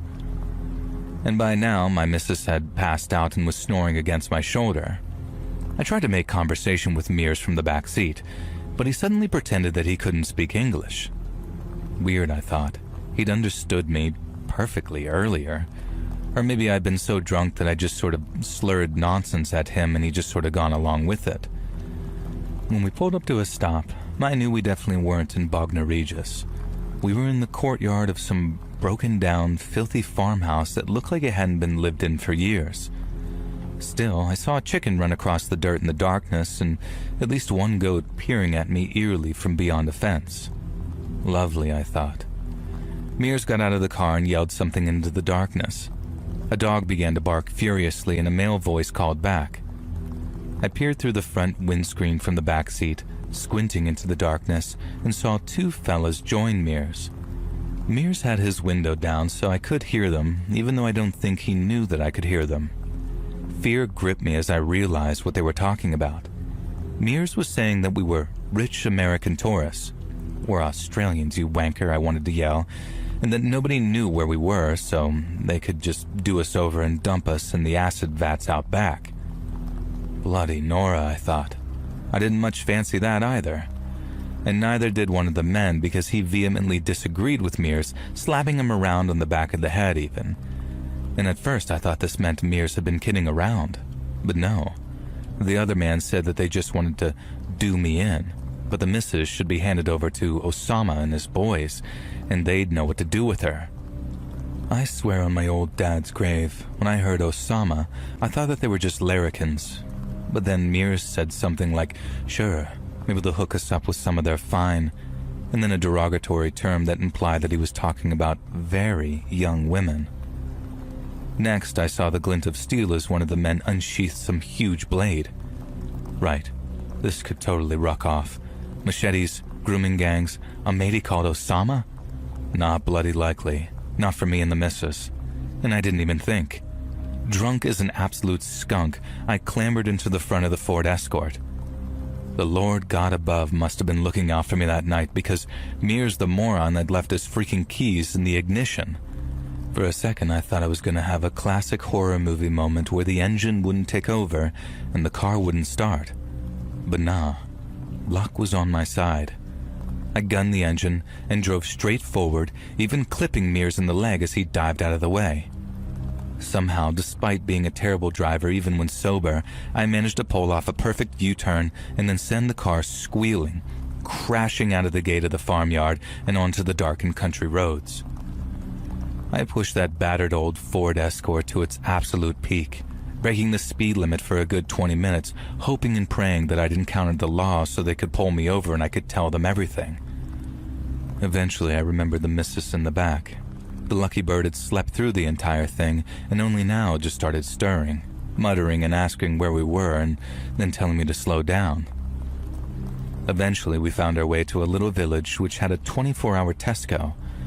Both our phones had run out of battery at some point in the night, so we went inside, and I told the poor old dear on the checkout that we'd almost been kidnapped by a grooming gang and could we possibly borrow the phone. I'd sobered up quite a bit by now, and I imagine I was still a total mess, and the missus was still rat-arsed. Now, long story short, the cops came, they searched some farmhouses in the area that could match the description I gave, but they didn't find anyone.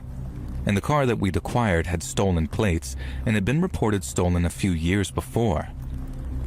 The cops impounded it, and for all I know, it's still in some impound lot today. The name Mears was apparently the name of a local taxi driver and had not been the guy whose car we'd gotten into. They were able to verify that the real Mears showed up at the petrol station shortly after we got into the wrong Ford. The cops did confirm one chilling fact, though. Osama was the first name of a suspect in a grooming gang case in the area. Unfortunately, our testimony didn't really help anything with that case, but I hope to God they got him. Me and the missus got off pretty lightly, all told. I still have friends who to this day insist that I got so drunk I imagined this whole thing, but I have copies of the police reports as a souvenir from our time in Bognor Regis to prove it. And I can only wish total ill will upon the men who intended to kill us, especially fake Mears. I hope it hurt when I hit you with your own car, and if you ever come to Australia, I'll happily feed you to a kangaroo, you tosser.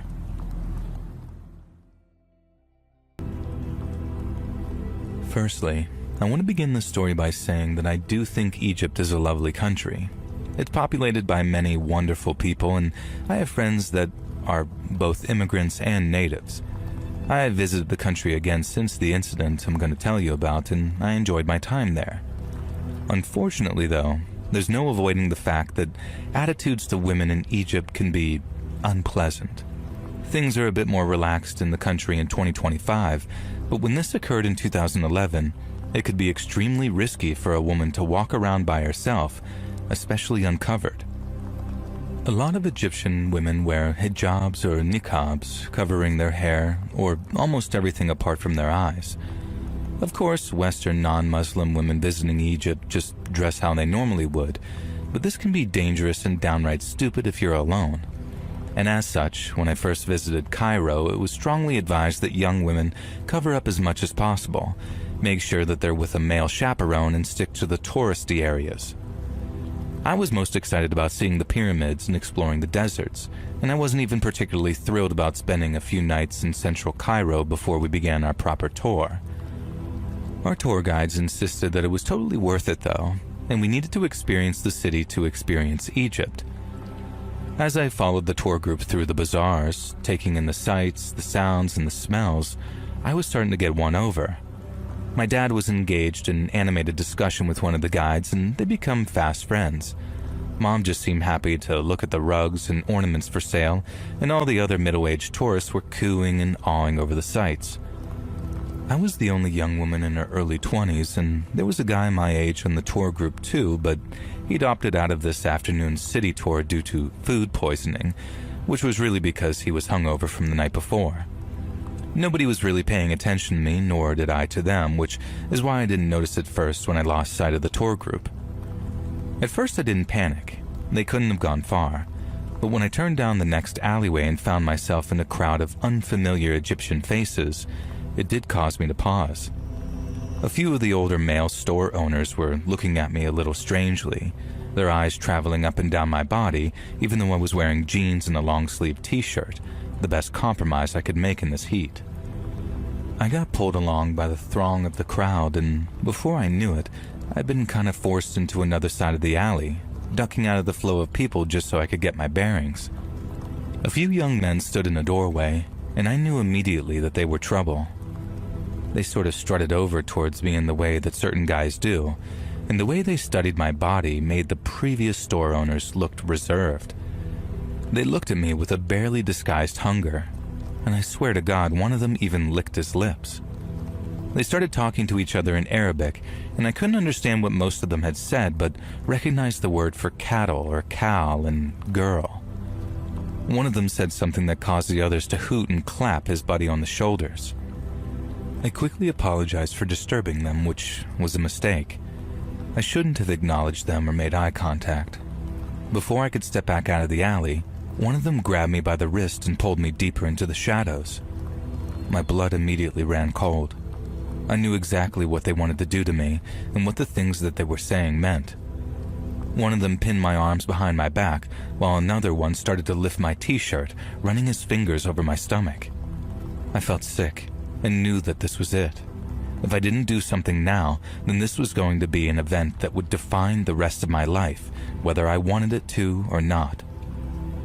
I drew on all my self-defense training and slammed my body back into the guy holding my hands. He hit the wall with a thud, letting go of my wrists. Using the momentum, I kicked forwards at the guy who had been touching me, slamming his head backwards against the first guy's nose as I did so. I heard a crunch and a scream, and quickly pulled free as two of the guys howled in pain.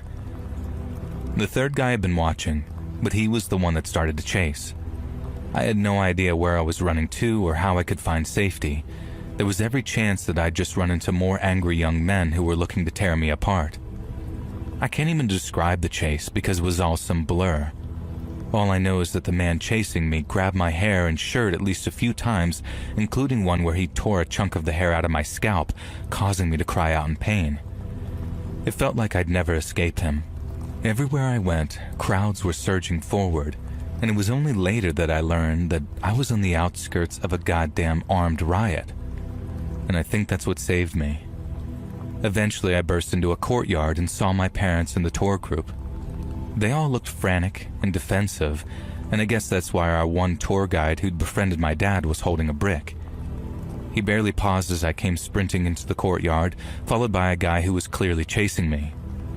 The tour guide pulled back his arm and let his brick fly straight and true.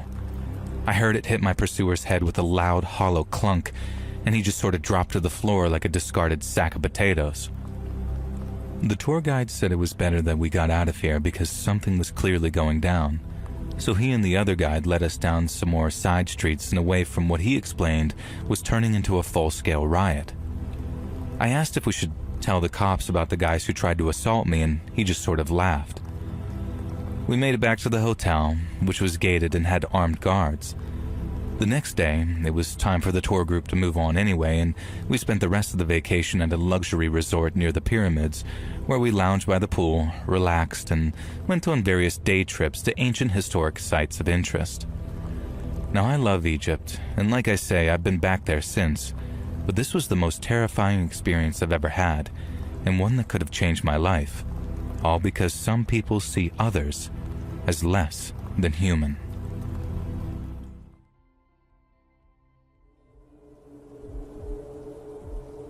I'm 16, and this happened about 7 months ago, and I still think about it almost every single day. I want to start by saying I was not being careless, and I want to say that because the first thing people do when they hear something like this is look for the part where you made the obvious mistake. The part where you should have known, and yeah, looking back there were signs, but in the moment every single one of them had a perfectly reasonable explanation, and I think that's what makes it so terrifying. It didn't feel like a horror story while it was happening. It felt completely normal right up until it didn't. It was a Tuesday night in early spring. I'd stay late after school for a study group that ran longer than expected, and by the time we wrapped up, it was almost 8 o'clock. My mom was supposed to pick me up, but she'd gotten stuck at work and was running about 40 minutes behind. I told her it was fine that I'd wait outside. I was sitting on the front steps of the school scrolling through my phone when a car pulled up to the curb. Dark blue sedan, nothing distinctive about it at all. The window rolled down and a man leaned over from the driver's seat and said my name. I looked up. He looked familiar immediately. I couldn't place him exactly in that first second, but I knew his face. Or I thought I did at least. He had that kind of look that could belong to a dozen different people. Medium build, maybe late 30s, with light brown hair. Completely ordinary. He smiled and said he was a friend of my uncle's, that my uncle had asked him to swing by and grab me since my mom was stuck. And here is where I want to be really precise because this part matters. My uncle Darren and my mom talk constantly. He helps her out all the time, picking me up from things, dropping things off, whatever she needs. It was not even slightly unusual for him to send someone on his behalf if he was busy. It had happened before. Not with this specific person, but the concept was not foreign to me. I asked his name and he said it was Rick. He said my uncle would explain everything and that he was parked right there if I wanted to call my mom first. I did try to call her, but it went to voicemail, which also wasn't unusual because she works in a hospital and can't always pick up. I sent her a text saying a friend of Uncle Darren's was giving me a ride and got in the car. We pulled away from the school, and for the first 2 or 3 minutes, everything was completely fine. He made small talk, asked how school was going, mentioned my uncle by name a couple more times, and seemed totally relaxed. I was on my phone, half paying attention. Then I noticed we weren't going the right way. My house is north of the school. We were heading south. I told myself maybe he was taking a different route, avoiding traffic or construction or something. I looked up from my phone and watched the streets going by. Nothing looked immediately wrong, but the direction was definitely wrong. I asked him where we were going, and he said he had to make a quick stop first and that it would only take a few minutes. Something in me shifted right then. Not panic yet, just a quiet wrongness settling somewhere in my chest. I asked him what kind of stop. He said he had to drop something off at a friend's place real quick, and then he'd take me straight home. Texted my mom again, and no response. Then I texted my Uncle Darren directly. Hey, did you send someone named Rick to pick me up? A few minutes went by. I turned off the main road onto a smaller one. Less lit, fewer houses. My uncle replied, What? No, who is this? My stomach dropped so fast I felt physically sick. I looked at the man driving, and in that moment I understood completely that I did not know him. I had never known him. Whatever familiarity I thought I'd seen in his face when he pulled up had been something my brain constructed because he said the right words, and I'd been staying in the dark, and it all fit together just neatly enough. I did not let on anything that had changed. This is the part I'm most grateful for in hindsight, because my instinct was to scream or to demand he stop the car, and I didn't do that. I just kept looking at my phone and kept my voice completely even and asked how much longer the stop was going to take because my mom was expecting me. He said, Not long. I told him I got car sick sometimes on smaller roads and asked if we could take the main road instead, just to see what he'd say. He said this way was faster. I texted my uncle back. The man picked me up from school saying you sent him. We're heading south on Greer Road, I think. I don't know him. Please call Mom and call the police. My hands were shaking so bad I had to retype it twice. I turned my face down on my leg so he couldn't see the screen light up if my uncle called back. Kept my breathing as steady as I could manage. I was looking at the door handle, looking at how fast we were going, running through every option I had and crossing them off one by one. Jumping from a moving car on a dark road felt worse than staying put. Screaming him felt like accelerate whatever this was. My best option was to stay calm and wait for a moment where the car slowed down or completely stopped. He turned onto an even smaller road. Gravel now, trees on both sides.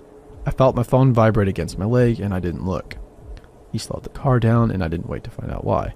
The second the speed dropped enough, I pulled the door handle and shoved the door open and I jumped out. I hit the gravel hard and felt my palms and one knee tear open, but I was already running before I fully registered the pain. I ran into the tree line on the right side of the road and just kept going, crashing through brush in the dark. No idea where I was going, just away. I heard his car door open behind me. Heard him call my name once, almost calm like he was mildly annoyed. Then I heard his footsteps on the gravel and I ran harder. I don't know how long I ran. It felt like a long time. I eventually came out on the other side of the trees onto a lit road and just started waving at the first set of headlights I saw. A woman in her 40s pulled over and I must have looked insane. Scraped up and hyperventilating, and she immediately told me to get in and lock the doors. My uncle had already called the police by then. My mom had seen my text and called them too. Officers were already looking for the car when the woman drove me to the nearest gas station and waited with me until they arrived. They found the car abandoned about 2 miles from where I jumped out. No sign of him. The plates came back to a vehicle report stolen 3 weeks earlier. The description I gave led to some investigation, but as far as I know, he was never identified. Nobody could figure out how he knew my name, or knew I'd be standing outside the school that night, or knew enough about my family to mention my uncle convincingly. The last part is what keeps me up at night, more than anything. The rest of it I can almost rationalize. People do random terrible things, but he knew my name. He knew my uncle's name. He knew that my mom was supposed to pick me up and that she was running late. Somebody had been watching me for long enough to know all of this, and I have absolutely no idea who or for how long or why they just stopped at that. I don't wait outside alone anymore. Not for anything, literally. I don't get into cars without confirming everything through multiple people first. I know those sound like obvious things to say, but I promise you when somebody pulls up and says the right words and looks vaguely familiar and smiles at you like everything is completely normal, it is so much easier than you think to just believe them. But I got lucky. The car slowed down at the right moment and I was close enough to trees and I ran fast enough.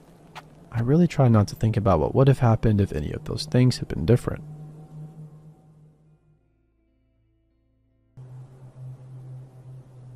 I'm 24 and I do house sitting on the side whenever I need extra money. I found most of my jobs through an app and had done it probably 15 times before this with zero issues. This house was the nicest one I'd ever been hired for. One of those gated neighborhoods where every lawn looks perfect and every car in the driveway costs more than you'll ever make in a year or two. The couple who hired me were in their 60s, going to France for 3 weeks. The wife had called me once before the job and she seemed totally normal, organized and friendly. Left me a printed sheet on the counter with everything I needed to know. Water the orchards every 3 days, bring in the mail, the pool guy comes Wednesday, and the guest room upstairs was made up for me. Simple stuff, really. The first 2 days were genuinely great.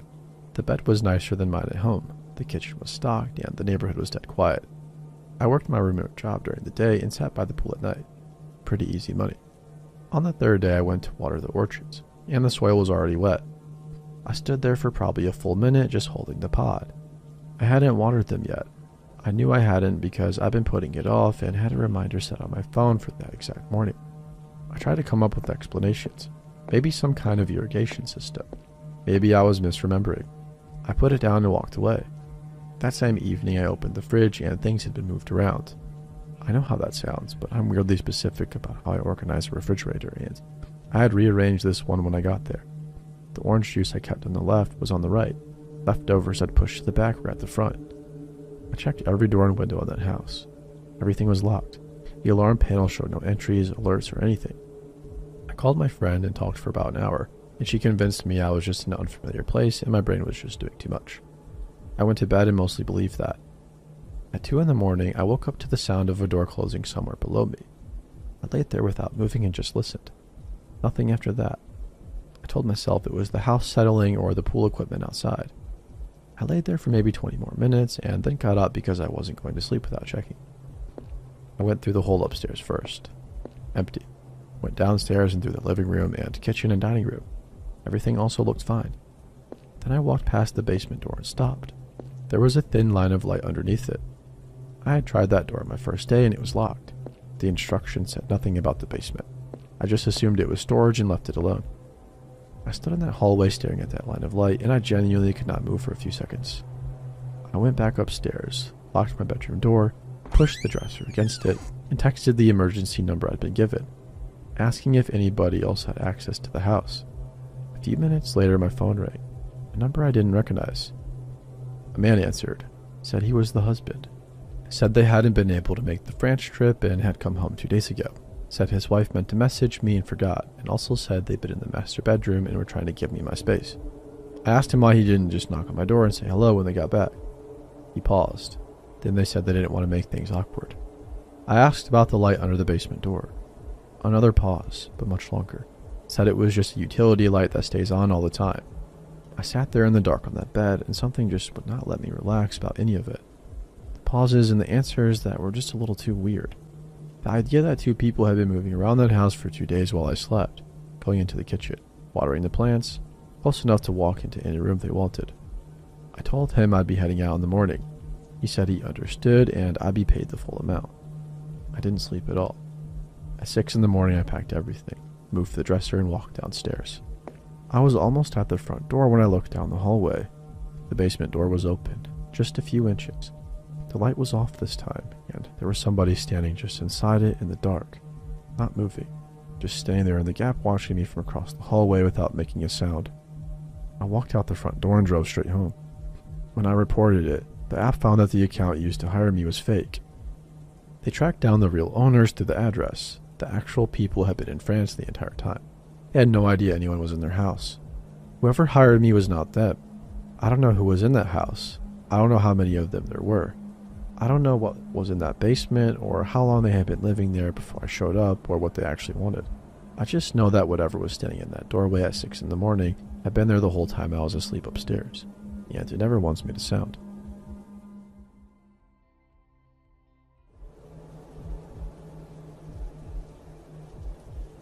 For a little backstory to explain, I'm a delivery driver for Uber Eats and have been doing it as a side gig for the past year or so to earn some extra money.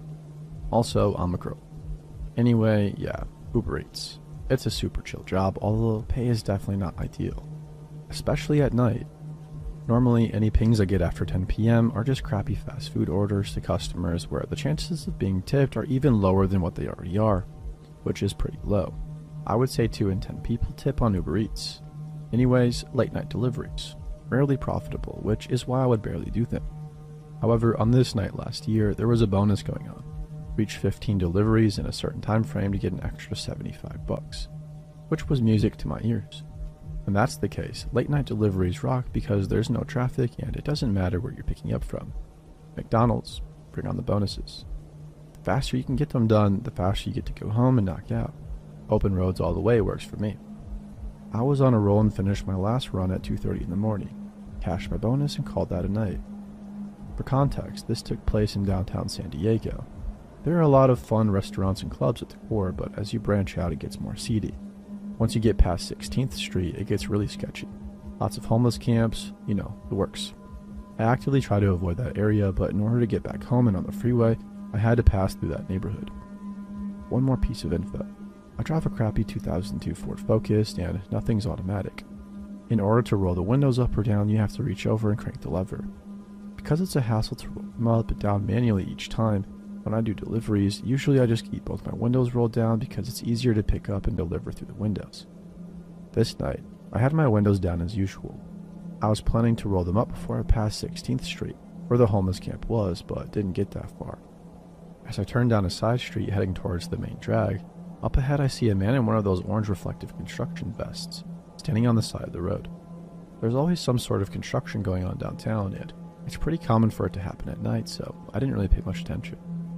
As I get closer, though, the man runs into the middle of the street, waving his arms, signaling to stop.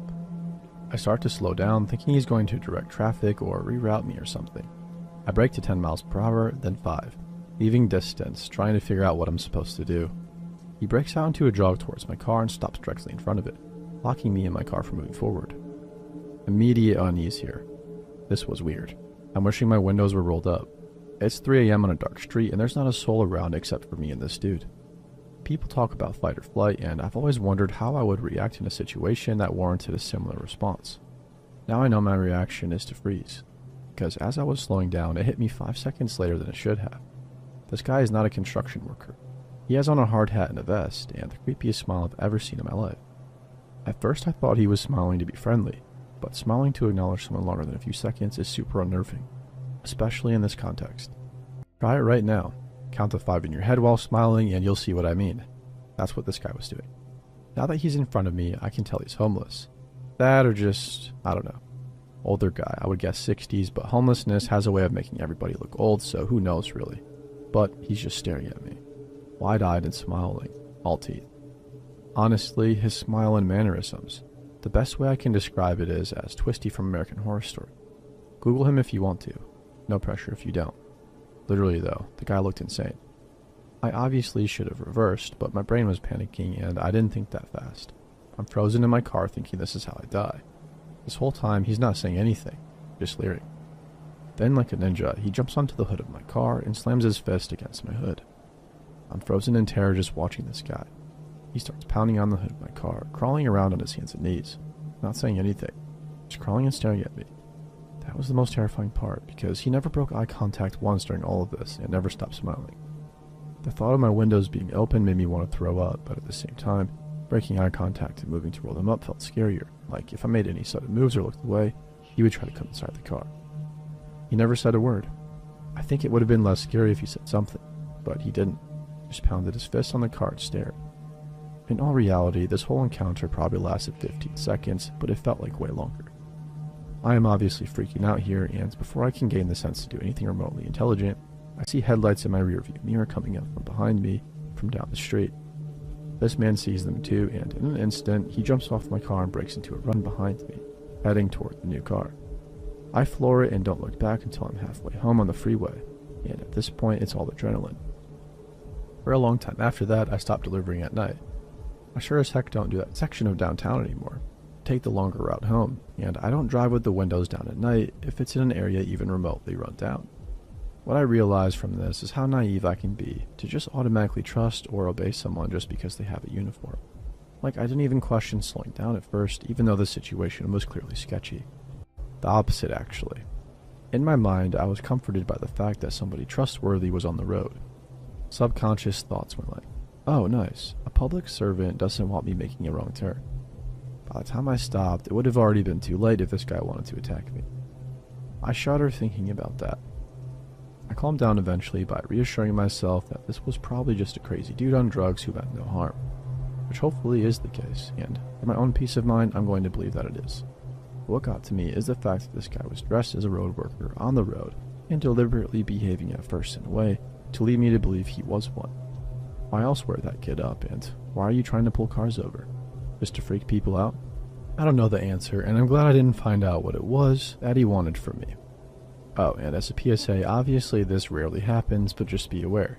If a serial killer wanted to get you alone at night, what a smart way to get someone to stop for you. Literally just tell them to stop.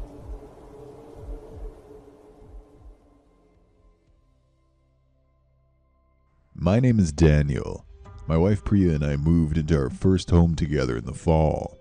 We're both Indian, first-generation Americans, and we'd spend most of our lives being told if you worked hard enough, you could build something real in this country. We believed that. We still want to believe that. It was a quiet street in rural Tennessee. Mature oak trees, clean sidewalks, houses spaced just far enough apart that you felt like you had privacy. We'd been saving for 4 years to afford even something this modest, and when we finally got the keys, Priya cried in the driveway. I remember thinking this was the beginning of everything. The neighbor to our right was a retired school teacher named Beverly, who brought banana bread the day we arrived. The couple across the street waved from their porch. For the first few days, it felt like a place where people looked out for each other. The man next door to our left was named Raymond. We found that out later. The first thing I noticed about Raymond's house was the garden, immaculate in a way that felt obsessive. Every edge trimmed perfectly, every plant equidistant from the next. The kind of garden that tells you the person tending it has a lot of time and a very particular mind.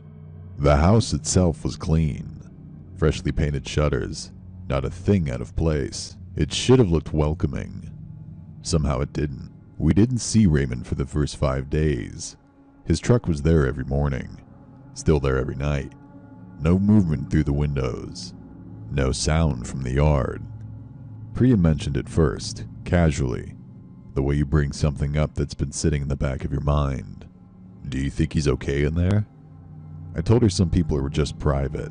The first time I saw him was a Sunday afternoon. I was mowing the lawn and I felt something shift in my peripheral vision. I looked toward his house, and there he was, standing just inside his front doorway, not waving, just standing in the shadow of his hallway with his arms at his sides, watching me. I raised a hand. He didn't move. After a few seconds, he stepped back into the dark, and the door slowly swung shut. I told myself some people were just awkward. I mostly believed it. The thing that started bothering me was the timing. Every morning, Raymond was at his kitchen window when I backed out the driveway, not doing dishes, just standing with both his hands on the counter, watching the street. When I made eye contact, he held a second too long before turning away slowly, like he was deciding to. Priya told me she felt watched on her morning runs. A few times she'd glanced back from a block away and seen someone standing at the end of our driveway. By the time she got home, no one was there. I asked Beverly about him. She went quiet in a practiced way. She said he'd lived there for a long time, that his wife had left years ago. Before going back inside, she said, "Just be careful about being too friendly. He takes things the wrong way." I replayed that sentence for days. A few weeks in, Priya found our backyard gate open 2 mornings in a row. We started using the secondary bolt. The third morning, that was open too. I confronted Raymond the next evening, kept it neighborly, told him about the gate, asked if he'd seen anything. He smiled the whole time I spoke, a smile that never quite landed right on his face. Said kids cut through the yard sometimes. Then he paused and looked me over. "Where are you two from, anyway?" "We grew up here," I said. "We're American." He smiled wider at that, like I'd said something naive. No, I mean originally. Where are your people from? I told him India, because it was easier than explaining a lifetime of that question. He nodded slowly. Long way from home, he said. Then he turned and went inside before I could respond. I stood on his porch for a moment, not sure what had just happened. I went home and didn't tell Priya about that last part. I wasn't ready to say it out loud yet. 2 nights later, I found one of our patio chairs moved from the back corner of the yard to directly beneath our bedroom window. The dew on the grass was undisturbed, except for a faint trail leading from Raymond's fence line. I took a photo. My hands were steady, but something in my chest was not. When I showed Priya, she didn't speak for a long moment. Then she said, "Daniel, I want cameras." We ordered them that morning. The dinner was Priya's idea. She thought extending an olive branch might settle things. I didn't agree, but didn't fight it. We invited Raymond over on a quiet weeknight. For the first 30 minutes, it was almost normal. He complimented the house, asked about our jobs.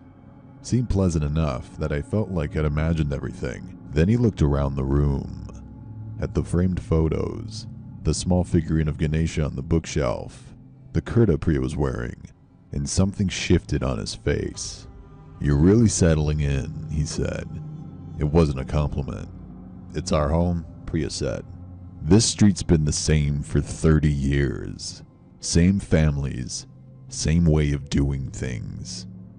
He picked up his glass. "Change is hard for people around here. You'd understand that better if you were actually from here." "We are from here," I said. He shook his head slowly, patiently, like he was explaining something to a child. "No, you really aren't. There's an order to things. A way a neighborhood feels when it belongs to the people who built it." He looked directly at me. "Some places just aren't meant for everyone. There's nothing stopping you from finding somewhere more suited for your kind." Priya set her fork down very carefully. The small, deliberate gesture told me everything about how hard she was working to hold herself together. "I think it's time for you to leave," she said. Raymond nodded like he expected that, stood without hurrying, and walked to the door. He paused with his hand on the frame. "I've lived on this street a long time," he said quietly. "Longer than most people remember. And every single person who didn't belong here eventually figured that out."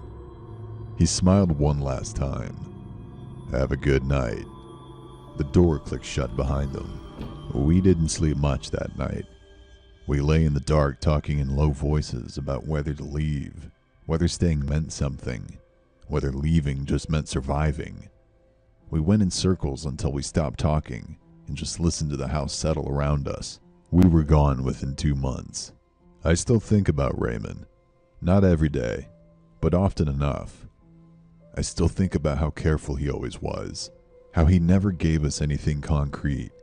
Nothing we could take to anyone and have it mean what it actually meant.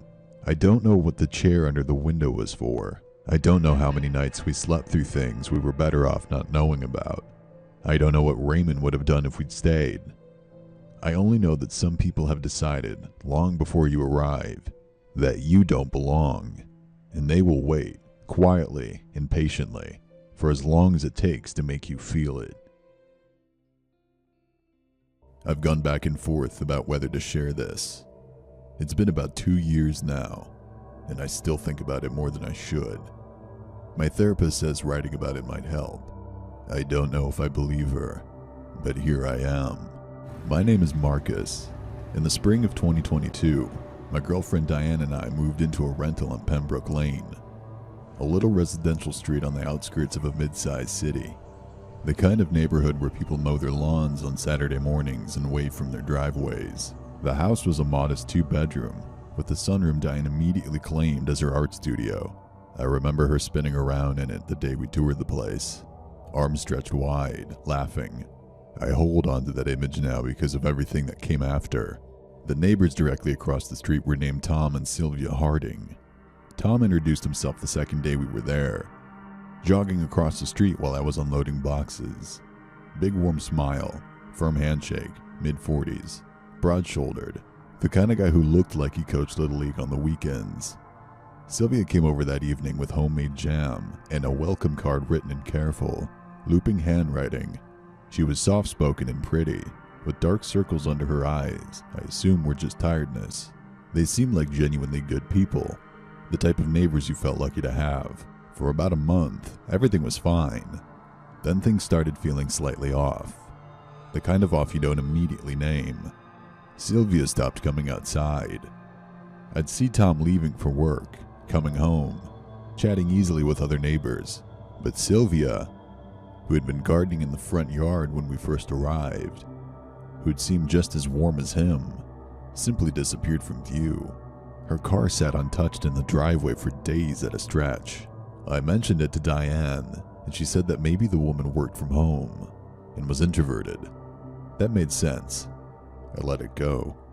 Then one night around 2 a.m., I went downstairs for water and looked out the kitchen window toward their house.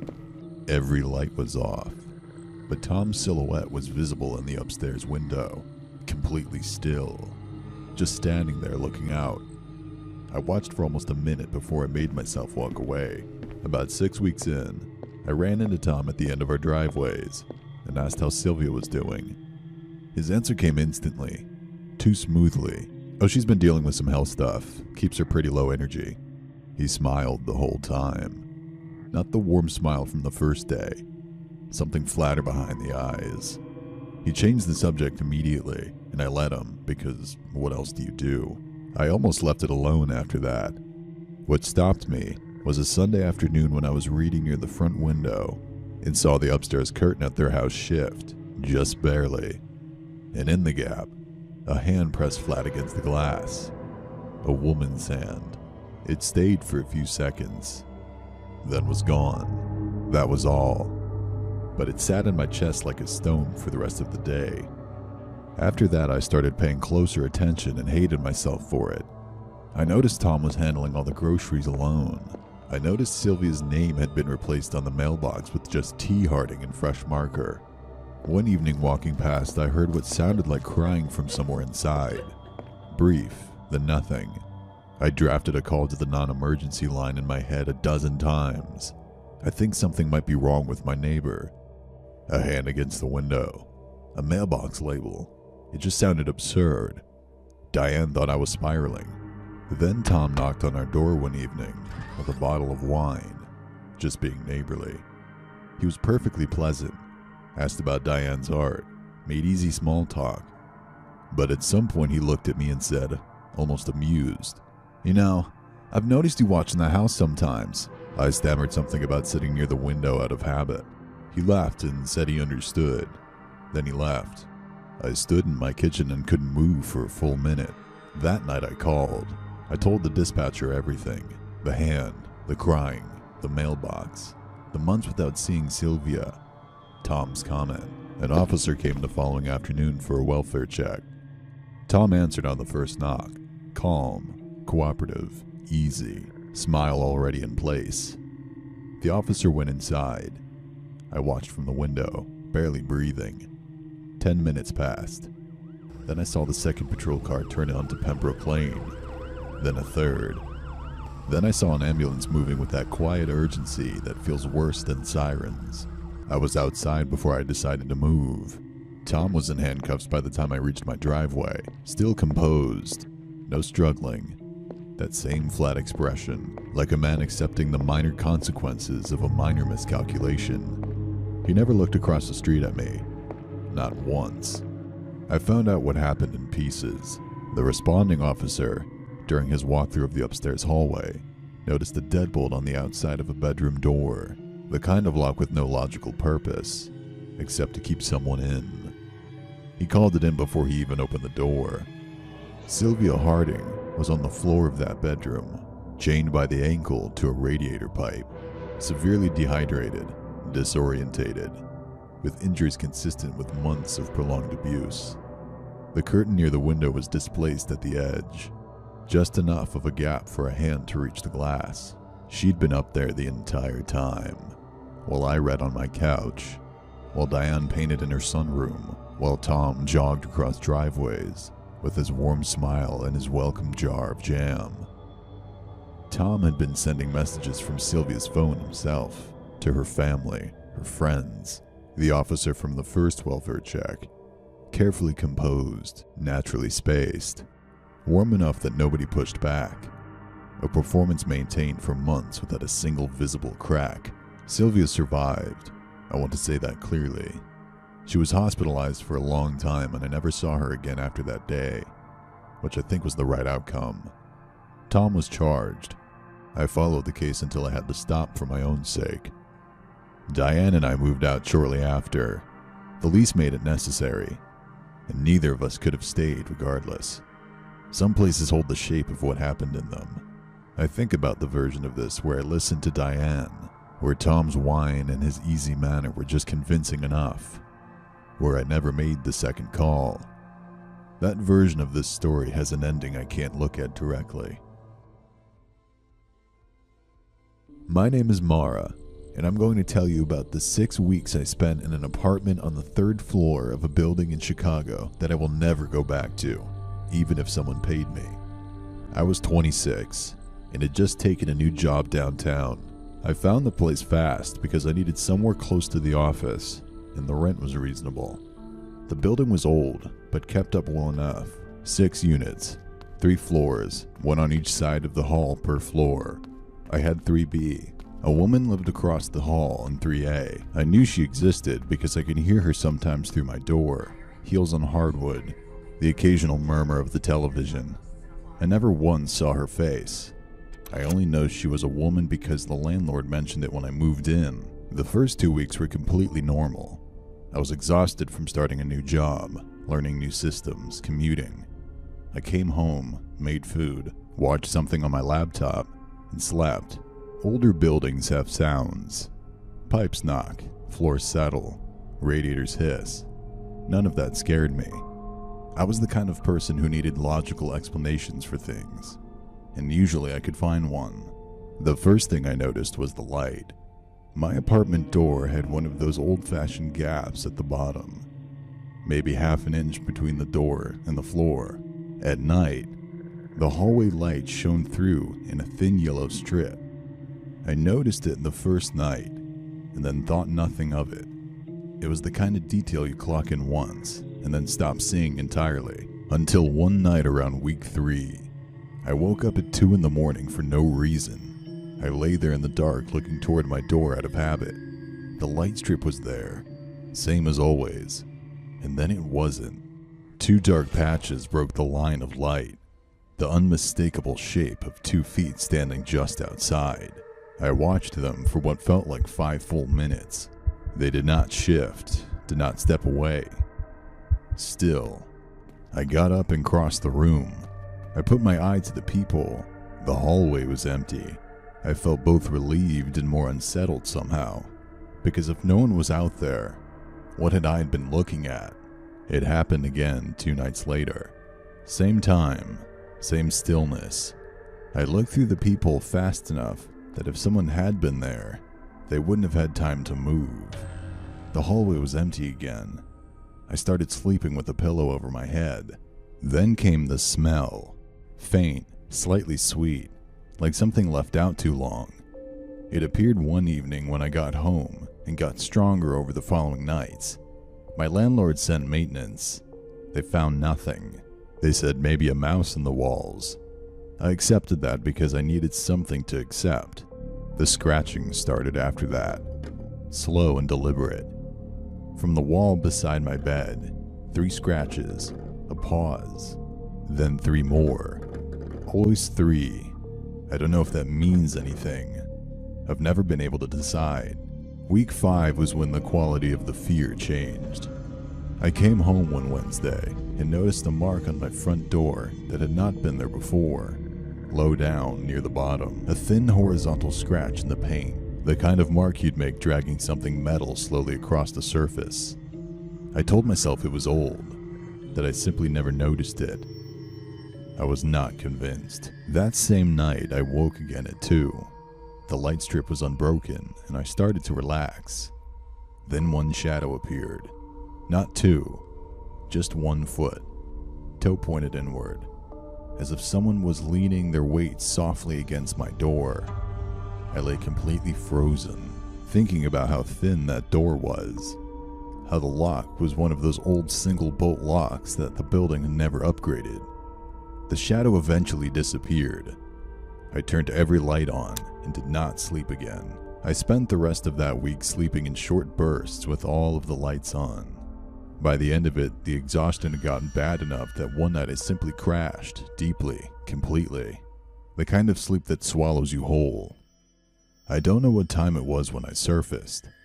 The room was still dark. I came up slowly, groggy and disoriented, that thick confusion where you're conscious but your mind hasn't caught up yet. I lay there staring at the ceiling. Then my hand moved against something on the mattress beside me. I looked down without fully understanding what I was seeing. My brain kept trying to make it into something normal, an extension cord, a drawstring, a belt. But I reached out and touched it, and my fingers knew before my mind did. Thick, coarse, heavy in the way that soft things are not. A rope, coiled loosely on the mattress right beside where I had been sleeping, close enough that my arm had been resting against it. I sat up so fast the room tilted. I scrambled back against the headboard and stared at it. I hadn't put it there. I didn't own rope. I had never owned rope. I sat there trying to find any explanation for how it had gotten there onto my mattress while I was sleeping. There was none. The rope was just there. That's when I raised my head toward the door. The hallway light was on, that thin strip of yellow at the bottom, but the door itself was open, not wide, maybe 4 or 5 inches. The way you'd hold a door if you're trying not to make a sound. And in the gap, at eye level, there was a face, a man, turned sideways, one eye visible in the crack, the way someone looks when they're checking whether something's safe to do next. He wasn't looking at me, he was looking past me, scanning the room slowly, like he was making sure I was still asleep. I screamed. I didn't decide to. It came out of me instantly. The door snapped shut. I heard footsteps, fast and hard down the hallway, and then the stairwell door crashing open and shut behind him. I called 911 and did not move from the center of my bed until I heard the officers knock. The police found no one. They checked the building, the stairwells, the streets. Nothing. They photographed the rope and took it, which somehow made everything worse, because once it was gone, the room looked completely normal, like none of it had happened. They asked if anyone else had the key to my unit. I said only the landlord as far as I knew. Those last 4 words sat in my stomach like a stone. I left that night and never slept there again. The police never identified anyone. The rope was common hardware store cordage, untraceable, sold in dozens of places across the city. I've tried to work through it logically.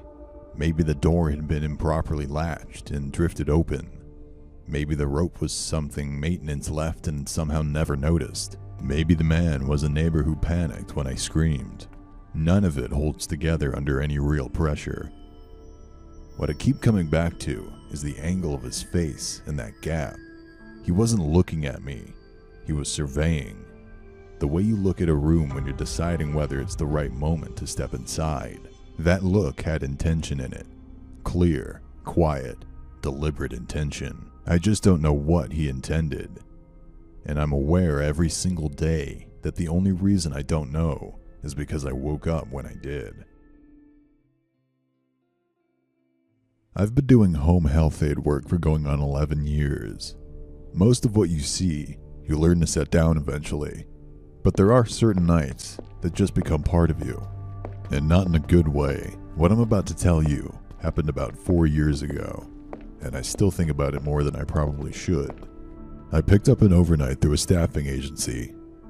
The client was an 81-year-old man named Alfred. His son, Greg, had called looking for someone experienced with late-stage cognitive decline, Lewy body dementia specifically. Greg was polite, professional. He explained that he lived 40 minutes away, worked early mornings, and needed someone to cover his father from 10 at night until 6 in the morning. Just one night to start, he said. See how it goes. I showed up around 9:30. It was a split level on a quiet road where the houses sat far apart and the trees had grown in close. Greg walked me through quickly. Kitchen, bathroom, the hospital bed set up in what used to be the dining room. Alfred was already in bed. Greg introduced us. Alfred looked at me with clear eyes, said pleasure to meet you, and seemed completely fine, sharp even. Greg kissed his father on the forehead and left. That was my first night in that house, and my last. The first few hours were uneventful. I sat in the kitchen with a book. I wasn't really reading. Alfred slept. I checked on him every half hour.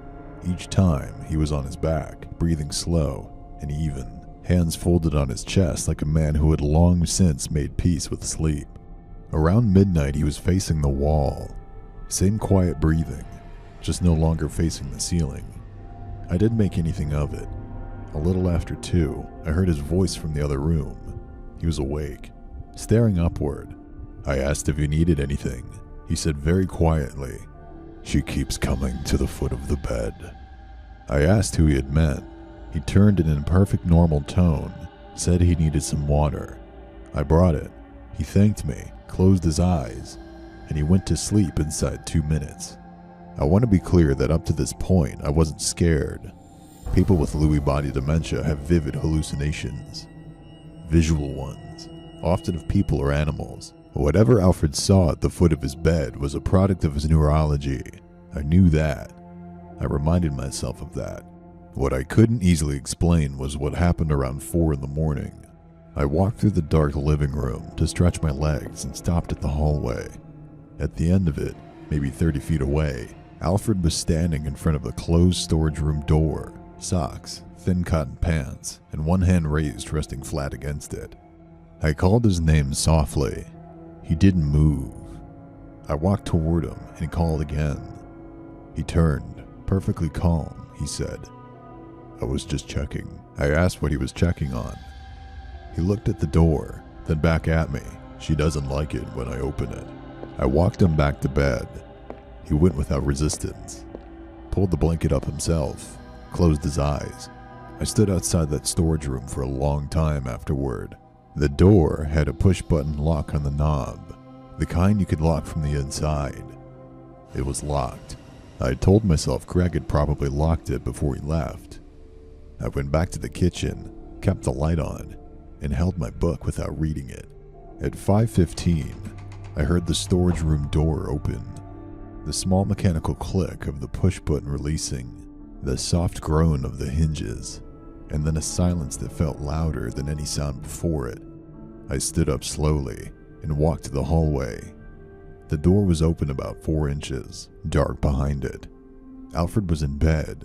I could see him from where I stood, asleep, on his back, hands folded on his chest. I turned back toward the kitchen. That's when Alfred was standing directly behind me. Not in his bed, behind me. Close enough that I nearly walked into him.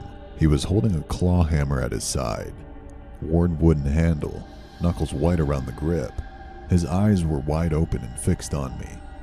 But there was nothing behind them I recognized as the man I'd met that evening. Not confusion, not the vague wandering expression I'd come to expect. Just flat, purposeful attention. He swung before I could say his name. I got my forearm up, and the hammer glanced off and hit the wall. I moved back and sideways, putting the hallway between us. He came toward me again with the same measured, unhurried walk. No raving, no shouting. Completely silent. That was the part that stayed with me. I got around him, through the living room, grabbed my bag from the kitchen chair without stopping, and went out the front door. I called Greg from the driveway, hands shaking. He didn't believe me at first. Then something in my voice made him stop talking. He said he'd be there in 40 minutes.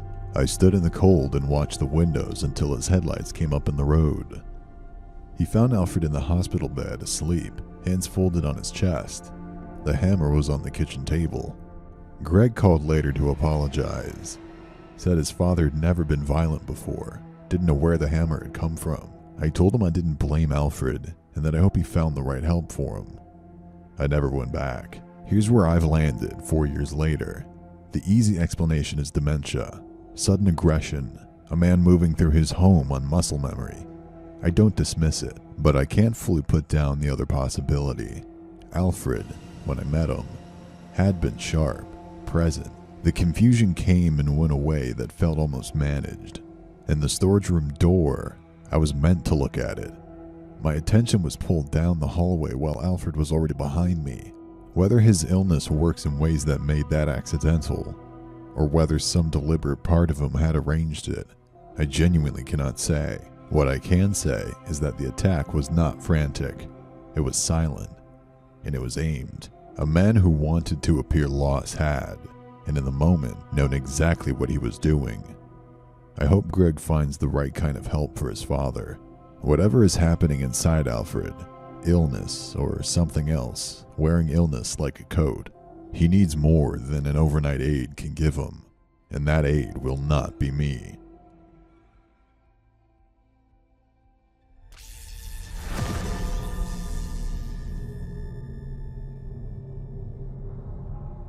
I've been doing electrical work for going on 11 years now. In that time, I've been inside maybe 2,000 or 3,000 homes.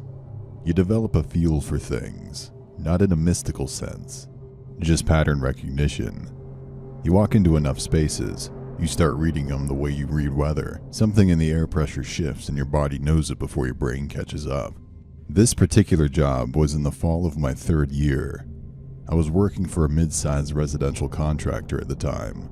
6 guys, 1 dispatcher, and a rotating list of service calls that came through the main office line. The schedule had been messy that week. Our dispatcher was out sick. Calls were getting shuffled around, and more than once, someone showed up at a job that wasn't theirs. My supervisor, a quiet guy named Terrence, assigned me to a property about 40 minutes outside of the city. A homeowner had called in about flickering lights throughout the house. Standard stuff.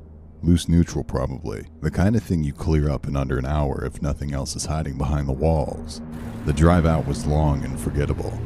Rural roads, mostly.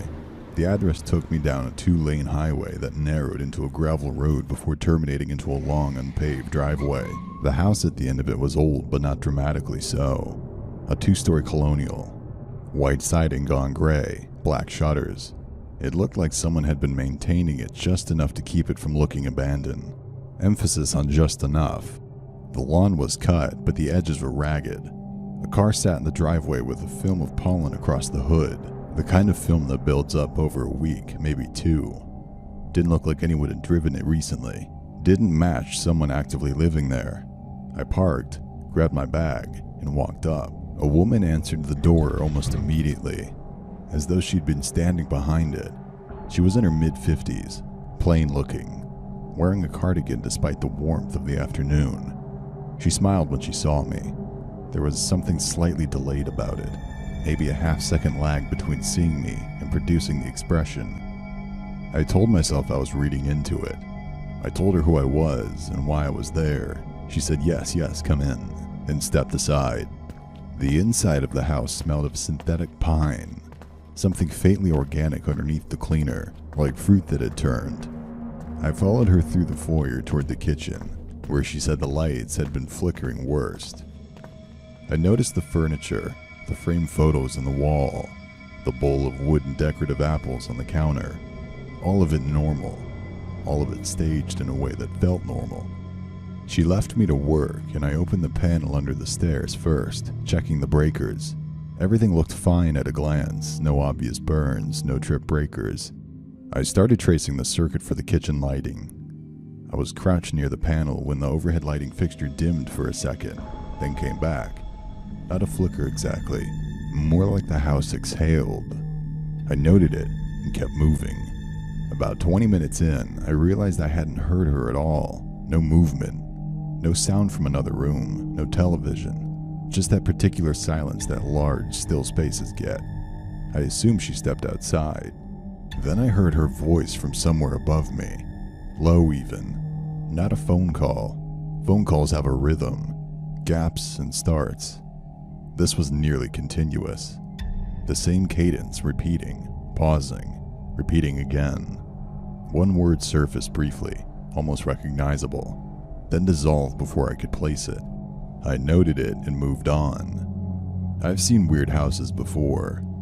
Didn't want to look paranoid over nothing. I pulled the switch plate off the kitchen fixture and found a junction I wanted a second look at. Wire nuts that had been redone recently, the wrapping still clean and white against the older wiring. Someone had been in here. Not necessarily a red flag. Previous owner could have done it. Any number of explanations. But I couldn't find a permit record when I pulled up the address on my phone. The work wasn't documented. I was about to climb down from the step stool when the footsteps overhead stopped abruptly. Then the house went very quiet. I stepped down and turned to get a different tool from my bag, but she was standing in the kitchen doorway. I hadn't heard her come from downstairs. I hadn't heard anything at all. My hand stayed on the bag longer than it needed to. I took an instinctive half step back before I caught myself. I said something like, "Didn't hear you come down." She said, "I've always been light on my feet." Same delayed smile. I went back to work. I had maybe 10 minutes left. I was under the counter checking the ground wire when I heard the front door open and close. I assumed a family member. Then I heard a second set of footsteps in the foyer, heavier, deliberate. Too heavy to be hers, and didn't match the way she moved. Then a third set, then quiet. I came out from under the counter. She was standing against the far wall of the kitchen with her hands folded in front of her, watching me. Not the way someone watches a repairman, the way someone watches something they've been waiting on. I asked if she had family in the house. She said, "It's fine." Not yes, not no. It's fine. I packed my bag. I told her I identified the issue. That I'd call in the estimate from the van and have someone from the office follow up. She didn't argue or ask any questions. In 11 years of service work, homeowners always ask questions.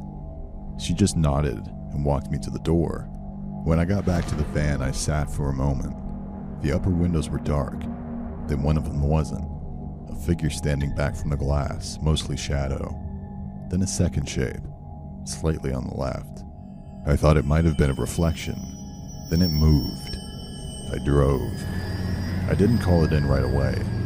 At the time, none of it felt like something I could explain over a phone. I ran through it in my head, and it all flattened out. Voices upstairs, footsteps, a woman who stood too still. Nothing you could hand to a dispatcher and have it land right.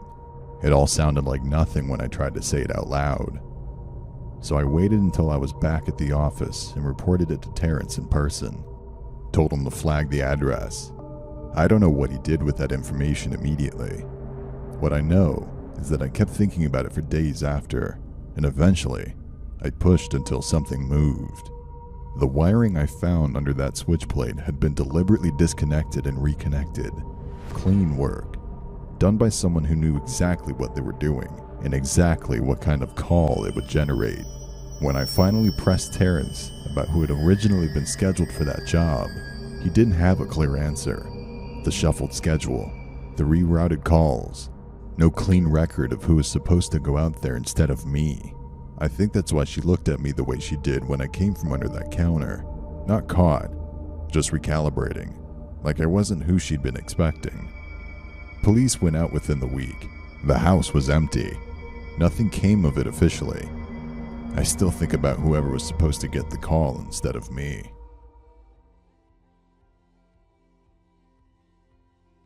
I work in a medical records administration at a mid-sized hospital in Raleigh, North Carolina. It's not glamorous work. Mostly I sit in a basement-level office processing patient files, cross-referencing discharge paperwork, flagging inconsistencies for the clinical team upstairs. The kind of job that exists in the building full of people but somehow feels completely solitary. My department is just me and 2 colleagues, Priya and Dennis, and a supervisor named Greer who works remotely on Fridays. This was a Thursday in the deep part of autumn. About 2 years ago, Priya had taken the day off and Dennis left at his usual 5:15. I stayed behind because we had the quarterly audit submission due the next morning, and I was the one who had volunteered to finish it. That was my mistake in the grand scheme of things. Not because of the audit, but because staying late meant I was the only person on that floor. The basement level of the hospital isn't connected to the main wards. It's a separate administrative wing, records, billing, HR, a few storage rooms. The corridor is long and fluorescent lit, and the lights are on motion sensors after 7 p.m. to save energy. So as you walk, the section behind you slowly dims back to nothing.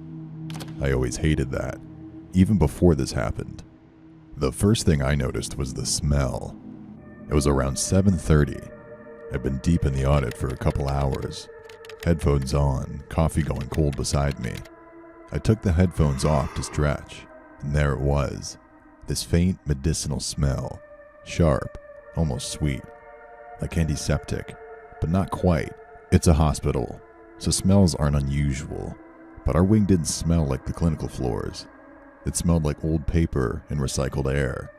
This was different, and it was coming from inside the office. I figured it was the cleaning staff. They come through the basement on Thursdays. I didn't hear the carts though. Usually you could hear them from halfway down the hall. That rattling metal sound that echoed in the corridor. There was nothing. Just the smell. I told myself they were probably working lighter that night. I put my headphones back on. About 40 minutes later, I got up to use the bathroom at the end of the corridor. When I came back, my desk chair was facing the wrong way. I know how it sounds, I know. It was facing the door instead of the monitor. I'm a creature of habit. I always try to push my chair back and square to the desk when I stand up. It's an unconscious thing. Pri used to make fun of me for it, but I specifically remembered pushing it in before I walked out. The chair wasn't pushed back. It was turned 90 degrees like someone had sat in it and swiveled around to face the entrance. The seat felt faintly warm when I put my hand on it, and it wasn't square to anything. It was angled slightly, the way it would be if someone had stood up in a hurry. I stood in the doorway for a second, running back through the last hour in my head. I couldn't dismiss it confidently enough to let it go, which bothered me more than the chair itself. But I didn't want to overreact over what could still be nothing. I straightened it, sat down, and kept working, building settle. People misremember. I had an audit to finish. At 9:47, I remember checking the time specifically. I heard footsteps in the corridor outside. Slow, even footsteps. Not the rubber-soled squeak of the cleaning staff. Something softer, more deliberate. They passed my door and kept going toward the storage end of the hall. I took my headphones off and listened. Those sensors had never failed in the 3 years I'd worked that shift. Not once. Even when they glitched, they'd flicker, that half-second shudder before catching. But I heard nothing. No click from the panels, no flicker. Just dead silence where the lights should have been. I opened my office door and looked out. The corridor was dark from about halfway down. The lights that should have responded to whoever just walked past hadn't come on at all. The hall was empty in both directions. I told myself it was the sensors. Told myself it was the sound carrying strangely through the ventilation from the floor above. Old hospitals make noise. I went back to my desk, but I didn't put the headphones on again. I finished the audit just after 10:30. I saved everything, backed it up on a shared drive, sent a confirmation email to Greer. I was running on adrenaline by then. That specific kind you get when you've been in a quiet building alone for too long. Hyper-aware, startling at nothing, embarrassed at yourself for being startled. I packed my bag and pulled on my coat.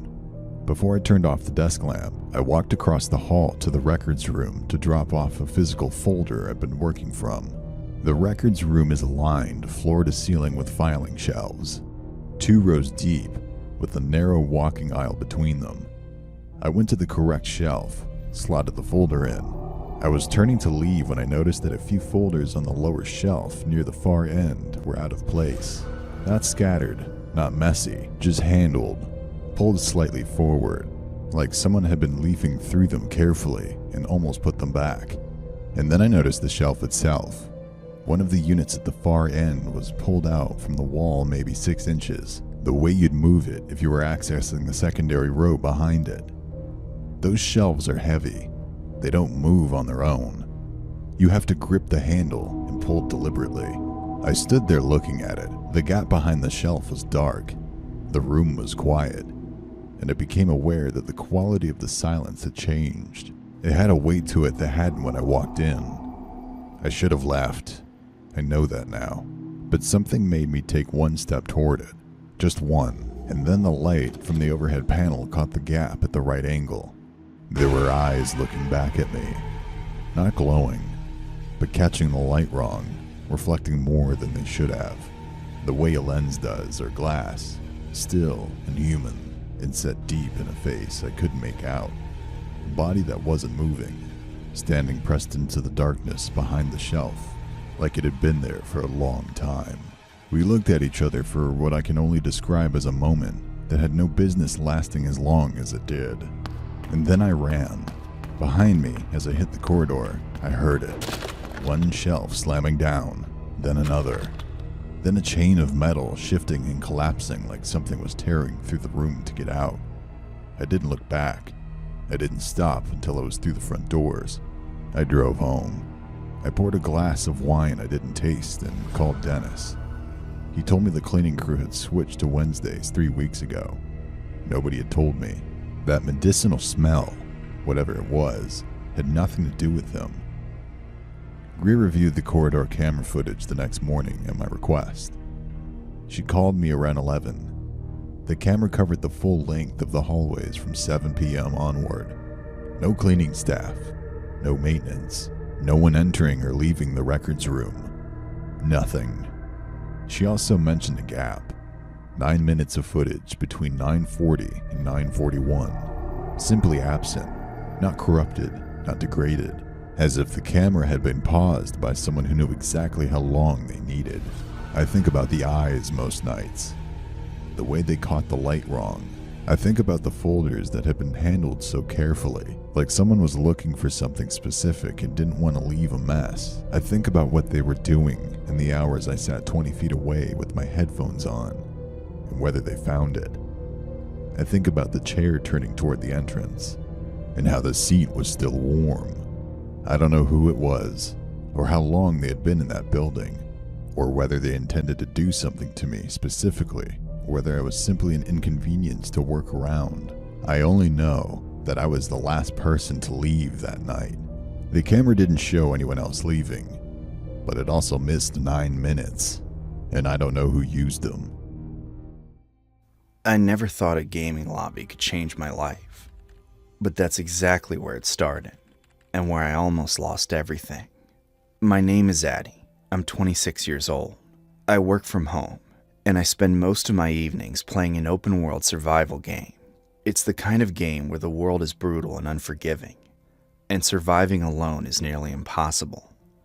You need allies. You need someone watching your back. About 6 weeks ago, I found mine, or so I thought. His username was Echo. He appeared in my server one evening, offering to help me clear a particularly brutal area I'd been stuck on for days. He knew exactly what he was doing. Patient, tactical, funny in the dry, understated way I appreciate. Within a week, we were logging on together every night. He remembered details I mentioned offhand, that I preferred stealth builds, that I hated the swamp biome, that I always named my in-game horses after jazz musicians. It felt like genuine friendship, the kind that doesn't come along often. We eventually migrated to Discord, which felt like a natural step. Voice calls, then video calls. He never showed his face, always claiming his camera was broken, but his voice was warm and easy to listen to. I didn't question it. I trusted him. One evening, I was sitting on my balcony as the sun went down, painting everything amber and rose. It was genuinely beautiful, the kind of sunset that feels unfair to keep to yourself. I snapped a photo and sent it to Echo without thinking. Just a pretty view, I told him. He said it looked peaceful. I forgot about it almost immediately. 2 days later, I got a message from him. No greeting, no preamble. The pizza place on the corner of 4th and Main is having a sale. You should go. I read it twice, then a third time. My stomach dropped so fast it felt physical, like the floor had tilted beneath my feet. I had never told Echo what city I lived in. I had never mentioned my street, my neighborhood, or anything about my surroundings. But that photo, the one I'd sent without a second thought, still had its metadata intact. GPS coordinates embedded invisibly in the image file, broadcasting my exact location to anyone who knew how to look. He had known where I lived for 2 days and said nothing. I blocked him on every platform, deleted my Discord account, and sat in my bathroom with the lights off for 20 minutes trying to slow my heartbeat. I told myself it was over. I told myself I had caught it in time. I was wrong. That night, around 9 o'clock, my phone buzzed with a notification from a food delivery app I hadn't opened in weeks. Your order is outside. I hadn't placed an order. I walked to the front door and looked through the peephole. A delivery driver stood on my porch, a large bag in his hands, completely unsuspecting. But behind him, idling at the curb with its headlights off, was a dark SUV just sitting there, waiting. I didn't open the door. I watched the driver set the bag down and leave. The SUV didn't move. Then my phone buzzed again. An unknown number this time. You forgot to say thank you, Addie. I even got the extra dipping sauce you like. My hands were shaking so badly I could barely dial. I called 911 and was talking to the dispatcher when the SUV's door finally swung open. A man stepped out onto the pavement. He wasn't rushing. He moved with the calm, deliberate patience of someone who had planned this carefully and was entirely unbothered by what he was doing. He was carrying a heavy roll of industrial plastic sheeting in one hand and a gym bag in the other. He didn't come to the front door. He turned and walked along the side of the house, directly toward the window of my home office. I ran. I made it to that room just as he reached the window. He looked straight at me through the glass, and he didn't flinch. He didn't run. He held up his phone so I could see the screen clearly. A real-time location tracker. A small blue dot pulsing steadily. Weeks earlier, he had sent me what he described as a gift, a custom game file he'd made for me. I had opened it without hesitation. Somewhere buried inside it was a tracking script that had been reporting my location ever since.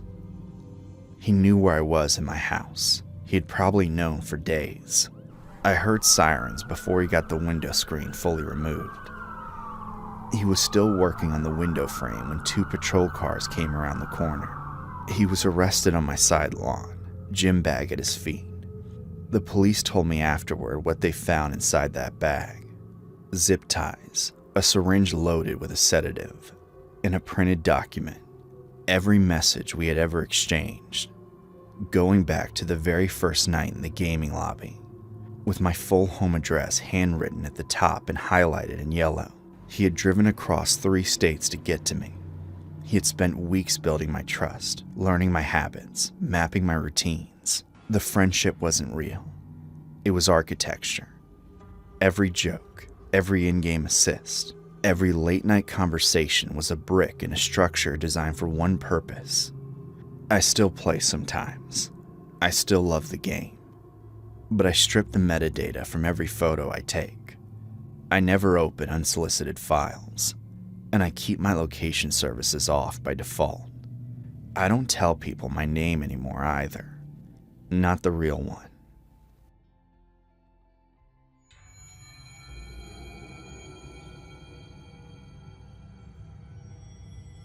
I'm a 20-year-old female, but at the time I was 18. I had been working at this well-known bakery for about 3 years and never experienced anything like this. I had heard scary stories from people who worked at different locations, but I never expected anything would happen at my store. At the time, I was normally working the early morning shift, but this day I swapped shifts with someone who closed. I closed a lot while in high school, so this was nothing new for me. I was working with 2 other people. Sarah, who was my age, and Karen, who was around 50. It was a pretty slow night. and we decided to start our closing tasks early so we didn't have to stay longer than necessary. Back then, we closed at midnight on the weekends, but corporate changed to 10 p.m. not long after this night. We finished most of our tasks by 11:15 p.m., but had to wait until we were fully closed to finish the last two. Sarah, Karen, and I were chatting about a new restaurant that we all wanted to try when I noticed this older man outside her store. Something about him immediately felt off. He had a big backpack on, a long scraggly beard, and messy hair. He was dirty, and his clothes were stained and full of rips. He was farther away from the store, but I could tell he was watching us. The front of the bakery was all windows, so you could clearly see everything inside. He soon walked away, and I didn't think much of it. We continued chatting. About 5 minutes later, we heard the door open. I saw the man walk inside her store holding his backpack and a giant bag of popcorn. I'm not exaggerating when I say it looked like one of those oversized carnival bags. It was out of place enough that it immediately caught my attention. There weren't any stores nearby that sold anything like that, and I was pretty sure he didn't have it when I saw him outside earlier. The three of us looked at each other, silently trying to decide who would help him. I finally stepped up to the register and asked what I could get him. He said he wanted a cookie but didn't have any money. I felt bad for him, especially with the condition he was in. I personally think everyone deserves a small treat, whether they have money or not. Since we had extras that would most likely be thrown out, I gave him 2 for free. He seemed very grateful and then offered me some of his popcorn. At first I thought it was just a kind gesture, trying to return the favor. I smiled and said, "That's very sweet of you, but no thank you." He seemed almost surprised that I declined, and kept insisting, "Oh, just have some popcorn." I kept declining as nicely as I could, trying not to make him more upset.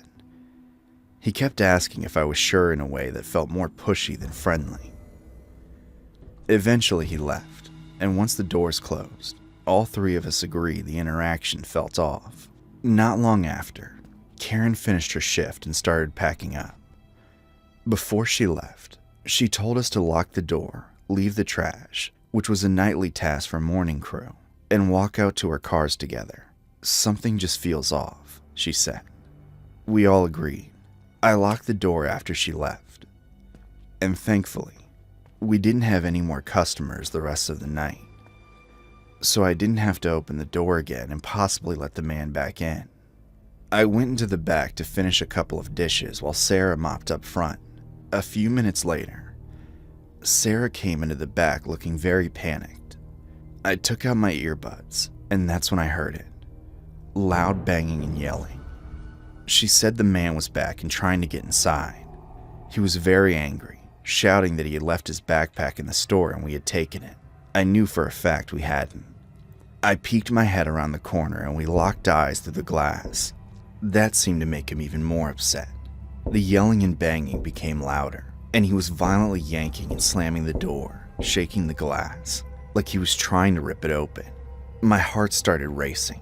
I grabbed my phone to call 911, but right before I hit call, everything went quiet, absolutely silent. No shouting, no banging, nothing. Sarah and I froze. We listened carefully. Then we heard the door start to unlock, then open and close. I remember panicking and thinking, did he break the lockbox outside and get the key? We didn't know what to do. Running and hiding seemed like the obvious choice, but fear had our feet glued to the ground. Then we heard Karen yelling at the front of the store, asking if we were okay. We came out from the back and saw Karen, but no man. I felt immediate relief. She told us she had driven 10 minutes out, but had a gut feeling to turn around. When she came back, she saw the man at the door, got out of her car, and told him to leave or she would call the police. He ran immediately. We never called the police and never saw him again. I'm so grateful Karen came back. With how violently he was trying to open the door, I'm sure he wasn't too far from getting in. What freaked me out the most is his backpack was never in the store. In fact, I'm pretty sure I saw it outside when I peeked my head around the corner earlier. I don't know if he was confused, on something, or had worse intentions. But I'm grateful Sarah and I didn't have to find that out. After that, our manager always made sure to have a male employee on closing shifts. I'm almost 21 now, and just quit from that bakery, and thankfully nothing like that has happened again. Just one scary incident in the 5 years I worked there. I'll never ignore gut feelings, mine or someone else's.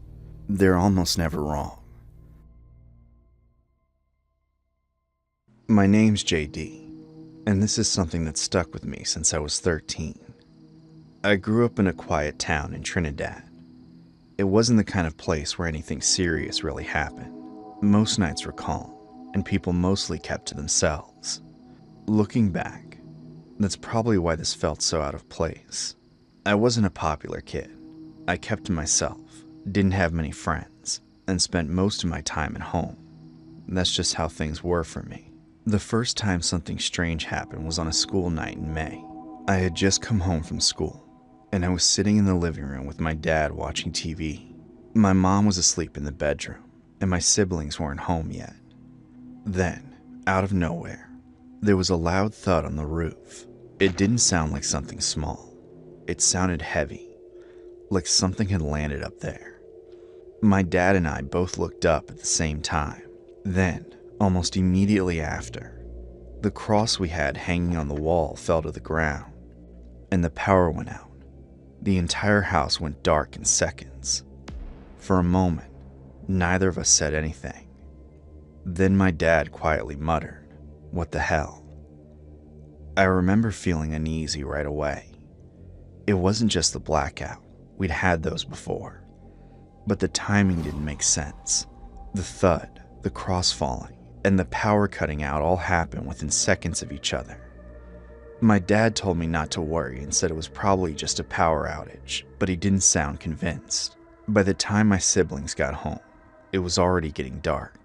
My parents realized we didn't have enough candles, so my 2 older sisters and I went to a nearby shop to buy some. The shop wasn't far, but when we got there, my sisters ran into friends and started talking. I kept telling them we should go, but they brushed me off. What should have taken 15 minutes turned into almost 2 hours. By the time we started walking back, it was dark, around 7. Most of the street lights weren't working because of the outage, and the road felt a lot quieter than usual. On the way home, I told my sisters I needed to pee, so I stepped off near some bushes.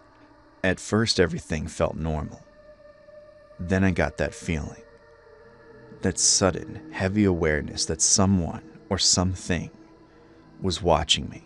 I stopped and stared into the bushes.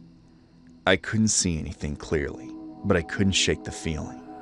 It was like something was standing just out of sight, completely still, just watching. My sisters called my name from the road.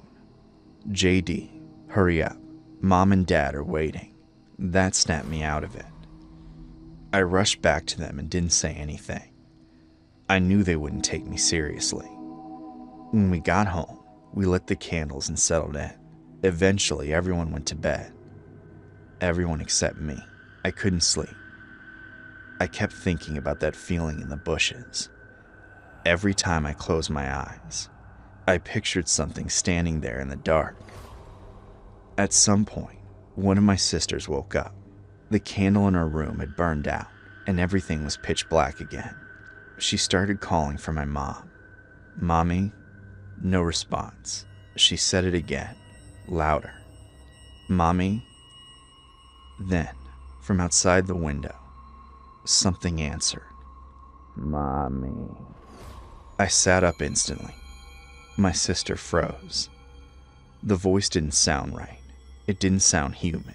It sounded like something trying to copy the word, but not understanding how it should actually sound. For a few seconds, neither of us moved. Then it said it again. "Mommy." Same voice, same tone. My chest felt tight, and the air in the room felt heavy. I looked at my sister, and she was already staring at me. That was when I knew I hadn't imagined it. Before anything else could happen, my older brother woke up and got annoyed that we were making noise. We told him something was outside, but he just told us to stop and go to sleep. He didn't hear it, but we did. The next morning, everything went back to normal. The power was back, the cross was hung up again, and no one talked about it. But I never forgot that voice. 5 years passed. By the time I was 18, life had changed a lot. My mom had passed away. I had just gone through a breakup, and I spent most of my time alone at home. One night, I came back after hanging out with one of the few friends I had left. The house felt empty. I ate, took a shower, and went to my room. As I started making my bed, I felt it again. That same feeling, like something was watching me. I froze. At first, I tried to ignore it. I told myself I was just stressed, that it was all in my head. Then I turned around. There was something outside my window.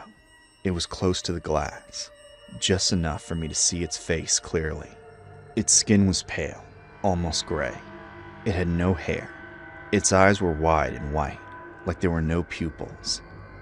And it was smiling, the kind of smile that didn't look human, too wide, too forced.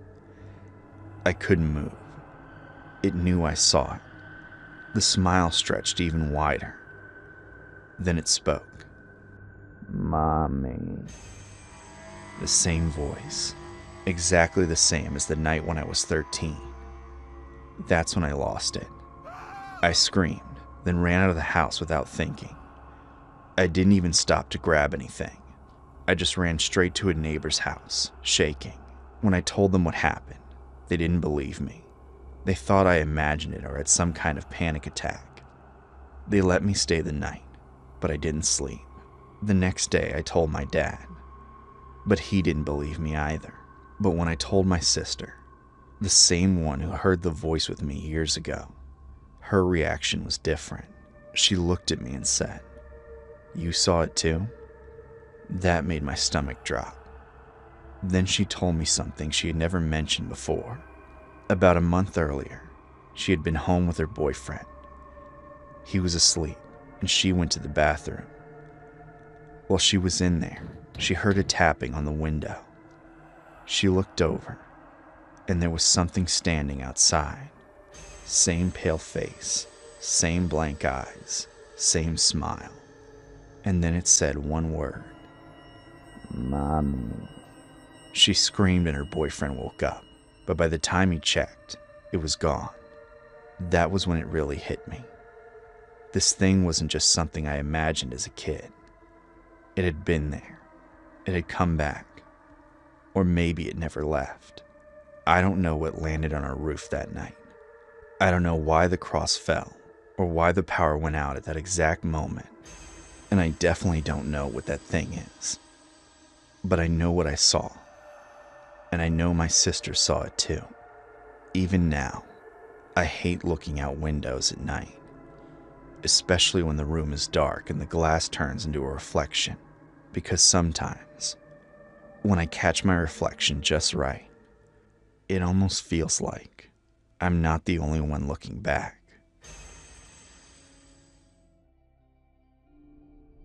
My name's Donovan, and this is something that stuck with me for most of my life.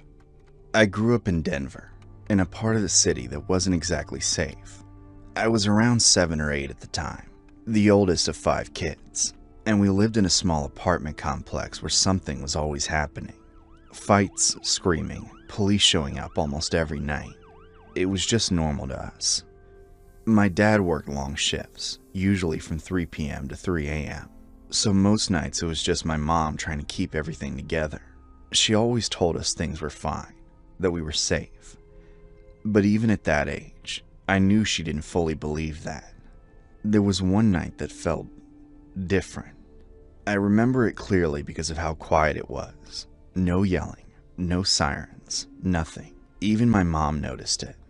We were just sitting there watching TV, almost enjoying the silence for once. Then, out of nowhere, A scream cut through the complex. It was so loud and sudden. It felt like it came from right outside our window. The kind of scream you don't forget. My siblings immediately started crying. I just froze. My mom rushed to the window, trying to see what was going on, but she couldn't see anything from our angle. Within seconds, more noise followed. People yelling, shouting for help. Someone screaming to call 911. It all seemed to be coming from the far side of the building. Within minutes, police, ambulances, and fire trucks flooded the area. My mom told us to stay inside and lock the door while she went to check what happened. I stayed with my siblings, trying to calm them down, but I couldn't shake that scream out of my head. When my mom came back, she looked completely shaken, pale, quiet, like she'd just seen something she didn't want to process. I kept asking her what happened, but she wouldn't tell me. She just said it wasn't something I needed to hear, then called my dad and told him to come home immediately. When he got back, he had the same look on his face. Later, I overheard him telling my mom what he saw. A man had been pushed out of a top-floor window. There was broken glass everywhere, and his body was lying below, covered with a sheet. That scream we heard was him. For a long time after that, I couldn't get it out of my head. A few days later, we walked past the area where it happened. There was still dried blood on the ground. I remember looking up and seeing the boarded up window above. It didn't feel real, but at the same time, it felt way too real. Things settled down for a while after that. At least, that's what we thought. A few months later, there was another night that felt off in the same way. Too quiet. We were inside again, watching TV. My dad was at work, and my mom kept saying she had a bad feeling. I didn't say anything, but I felt it too. Then we heard voices right outside our apartment door. At first, it sounded like an argument. A couple of guys going back and forth, getting louder, more aggressive. Some of the neighbors even shouted at them to take it somewhere else, but they didn't. Within seconds, it turned physical. You could hear shoving, hitting, things being knocked around. I made the mistake of stepping closer to the door to listen. My mom immediately told me to get back, and right after she said that, one of the guys started screaming. Not yelling, screaming. It was raw panic, pain. The kind of sound that hits you instantly. I ran straight back to my mom crying, and my siblings followed. The screaming didn't stop. We could hear him stumbling down the hallway, banging on doors, begging for help.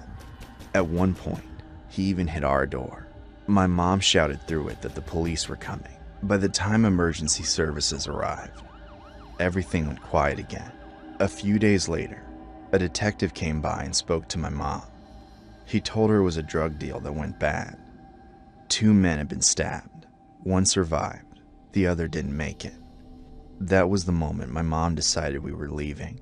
We moved to another part of the complex first, then eventually to a completely different neighborhood a couple years later. I thought that was the end of it, but it wasn't.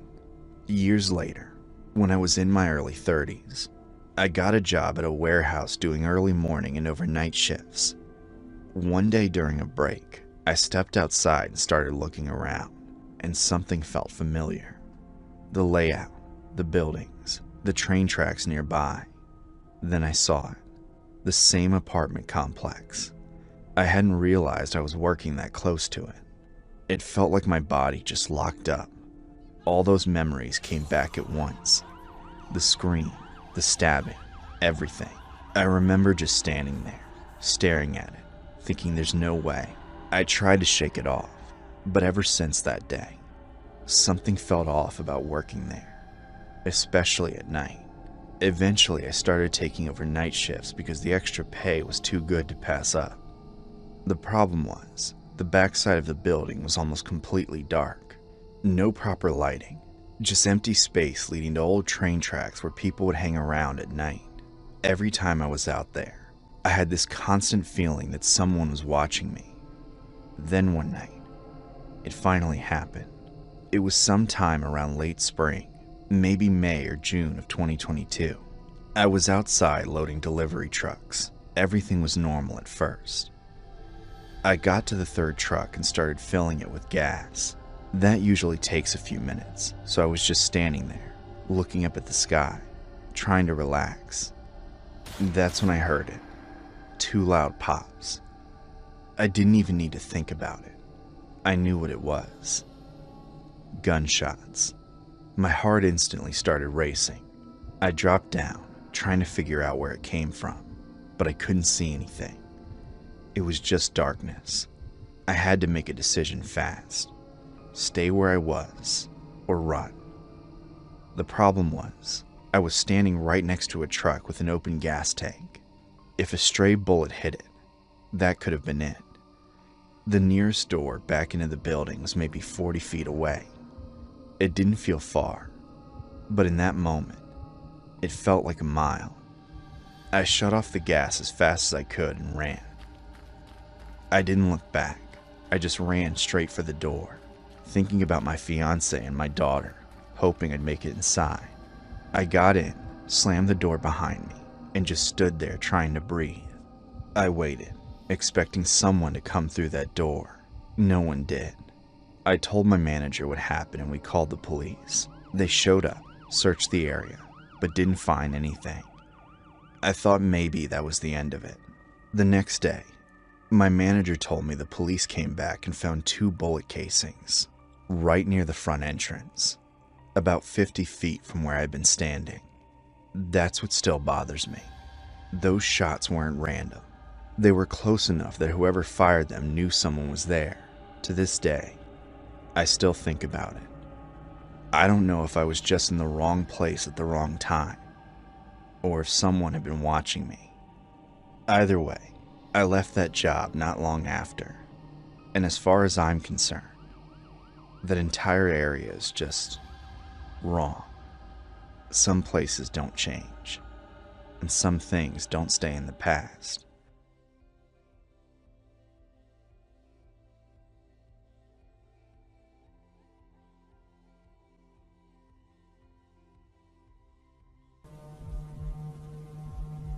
Back to the end of summer 2019, I, female, needed a distraction from my boring university revisions, and as lots of bored single people, I was on Tinder. Nothing serious. I was too busy to meet guys anyway, but I like talking to people. One day I matched with a dude. We'll name him Ted. Get the reference?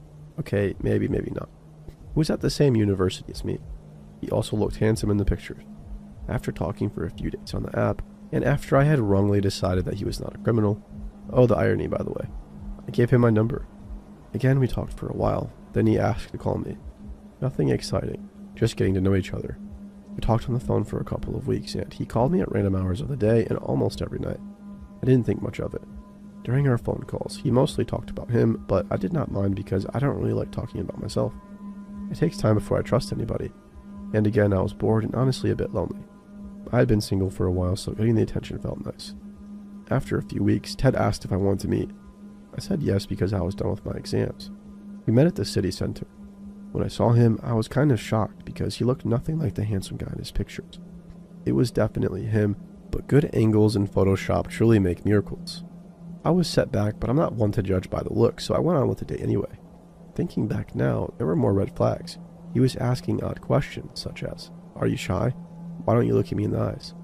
Well, buddy, constant eye contact is just kind of weird, and I do need to take my eyes off you to pick up my beer from the table, or light up a cigarette every once in a while. The night went on, and we had quite a few drinks. Usually I would never ask somebody I just met to come home with me, but I was wearing beer goggles that made my brain blind. We left and spent the night together. In the morning, I drove him to the train station and went back home to have a nap. At the end of the day, he called me and asked if we could meet again the next night. I was not really sure if I wanted to do that because I knew that the only reason I had brought him home was alcohol. We did not really click, but the idea of rejecting him made me feel guilty, so I agreed anyway. The day after that, he came to my place again, and there things got weird. I started to feel extremely nervous. Something felt really off.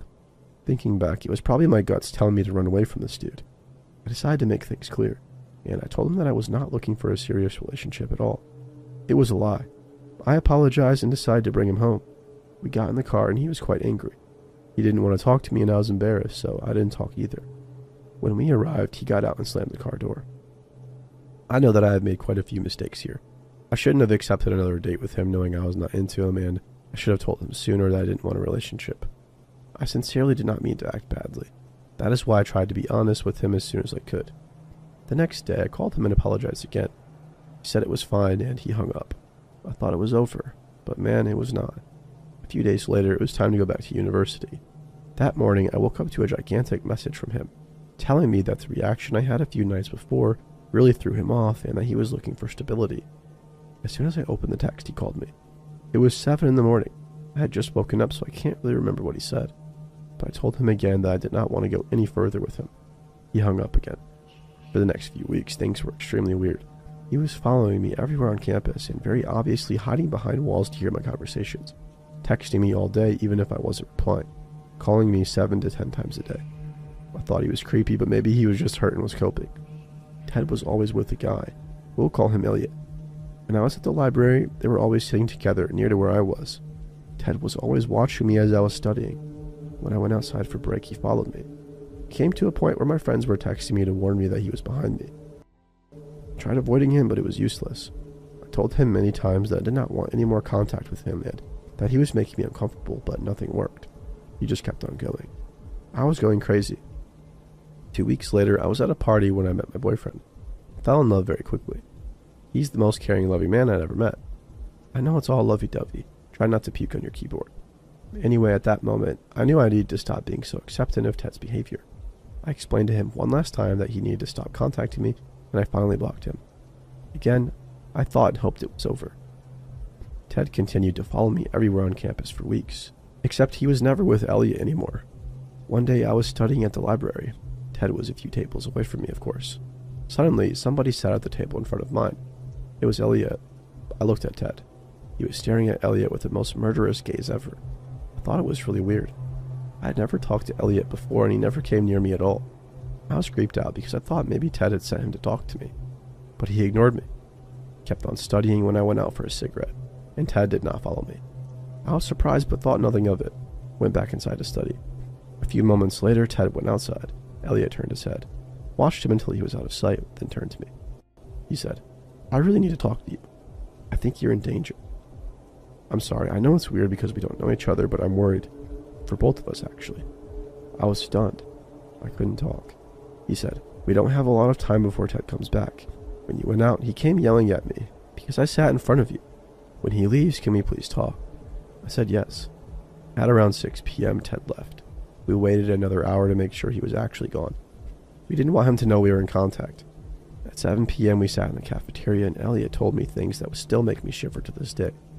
He explained that Ted had really horrible discourses about women and how he would love to control them. He also explained that a few weeks prior he had suspicions about Ted's behavior regarding university classes. He followed random classes every week, sometimes showed up to Elliot's classes although he didn't follow them, and he did not have access to the university online platforms. Elliot thus realized that Ted did not have a university email address, which every member of university is supposed to have. Elliot went to the university administration and they confirmed what he thought. Ted was not a student and he never was. After that, Elliot completely cut off contact with him. Since then, Ted was harassing him, calling and texting him all the time, following him on campus. Elliot was shaking as he was telling me this story. I was shaken up as well, but was only coming, revealed to be even worse. Elliot explained that he absolutely wanted to warn me because Ted had said terrifying things about me. I already wanted to cry. Ted was talking about me all the time. Before Elliot cut contact, it got to the point where Ted was saying that he would love to molest me, that he knew where I lived and he could come whenever he wanted and surprise me. Knowing where I parked my car on campus, he could wait for me in the dark. He always said it with a joking tone, but Elliot got freaked out. He and I were shaking. I had tears in my eyes. I knew Ted was a creep, but I could never imagine it was that bad. At this point, we were near the end of semester, but we still had a few weeks left. Elliot and I decided to take action because we didn't want to be terrified every time we were on campus. First, we contacted university security. Things were taken extremely seriously. One morning when I arrived, the walls were completely covered with posters with the campus emergency number. Elliot and I were in constant contact with the chief of security, who was very concerned for the students' safety. Finally, they managed to catch Ted at the library and asked him not to come again. We also went to the police. I don't know the right term for it, but we did not file a complaint. The police only added a note to the person's record so that if anything ever happens to you, the police know what you were worried in the first place about. The police officer seemed worried as well. I asked him why. He told me that he was not allowed to say anything specific, but that if I ever saw Ted outside of campus, I needed to call the police without hesitation. How reassuring is that? I was nearly peeing my pants. A few days later, I get a voicemail from Elliot. He's completely shaken up and tells me that he knows things that he was not supposed to know. Apparently, Ted is mentally sick. He is regularly arrested and locked in mental hospitals. He is a drug addict, an alcoholic, and has violent tendencies. He was already accused of attempted rape. He lives off of invalidity insurance, which explains why he has so much time on his hands to come to university. I would have never guessed when I met him. Later, I contacted one of my acquaintances who works in the police. They were not supposed to, but they confirmed everything. Chills down my spine. After that, things calmed down. Ted was still coming on campus. Don't ask me how or why, but he kept a low profile. He was not following us anymore. It was finally the end of the semester. I went away for a few weeks and I never set a foot on campus. I felt relieved. When spring semester started, Ted was still there. Not following, but watching closely. I was freaked out all over again, but then COVID hit. Since then, all of our courses have been online. I have not yet seen Ted. I don't know if he's still creeping on people or if he is now officially a student. When I think of him, I'm still shaky. I just hope to never run into him again.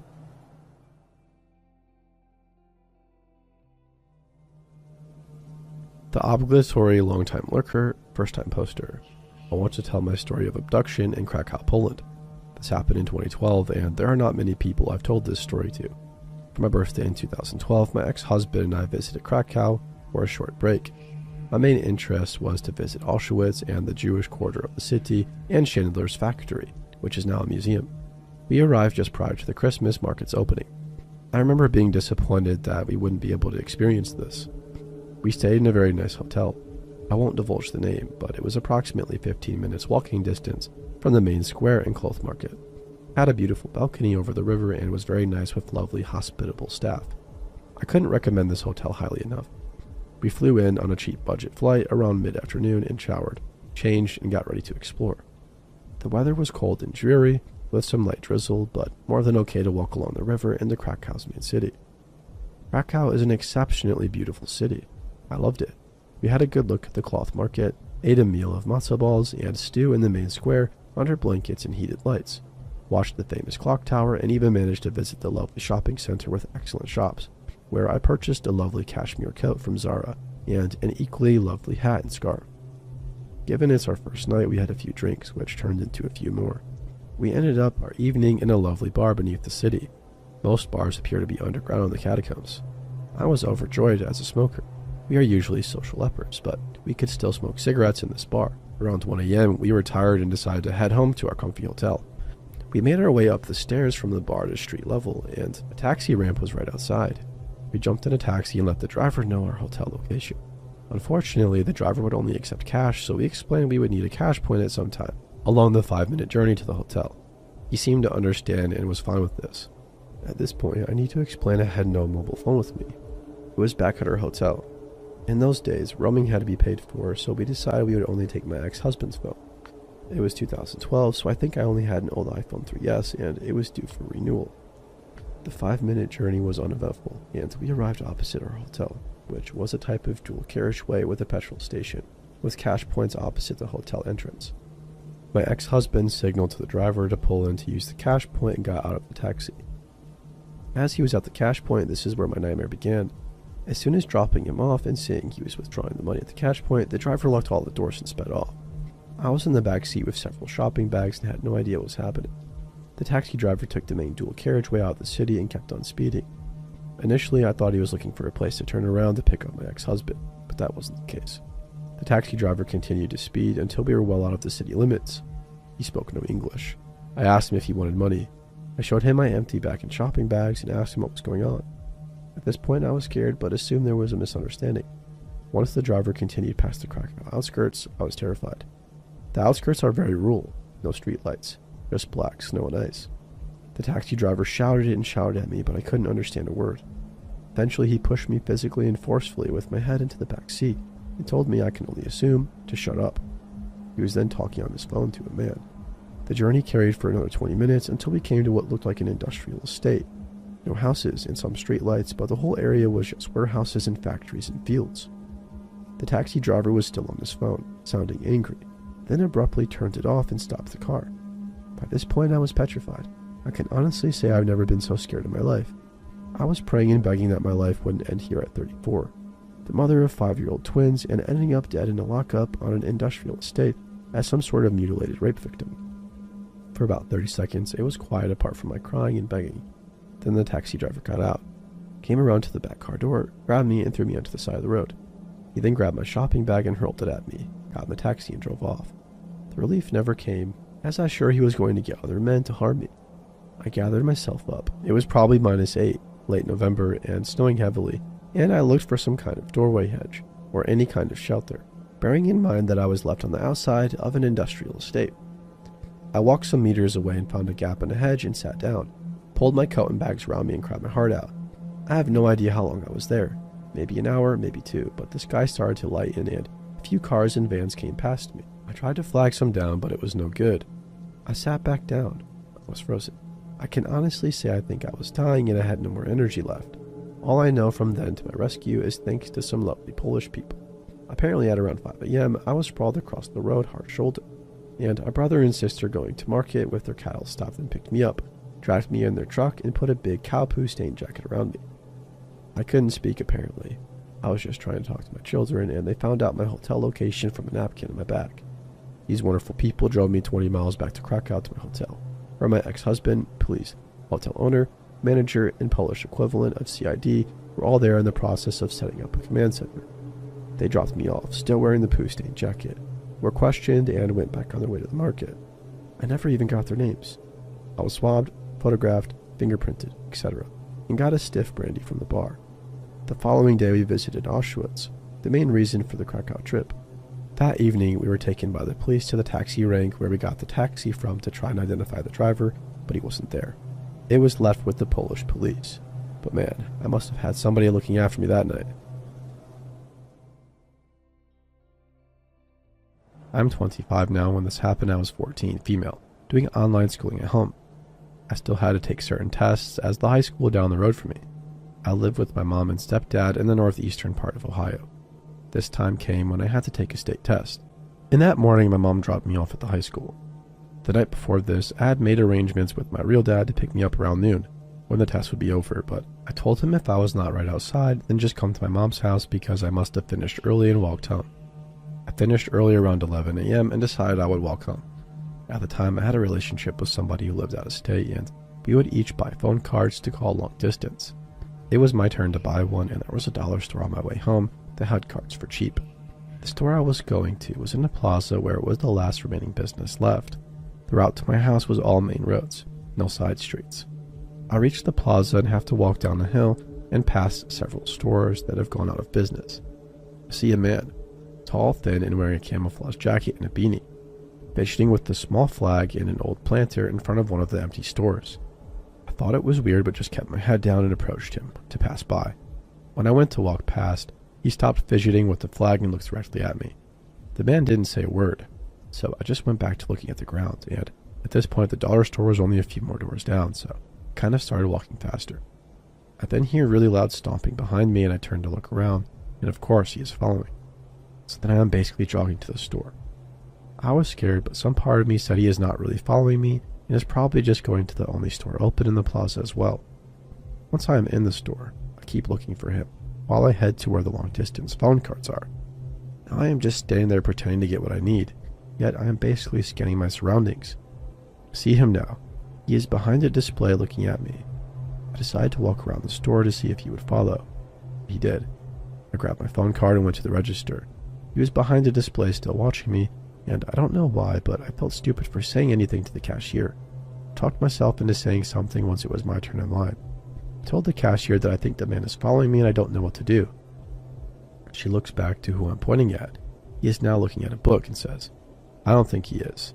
People wait for the bus here all the time, and it is probably your imagination." I felt stupid, paranoid, and uneasy. I just stood there with her looking at me. I really didn't want to leave the store.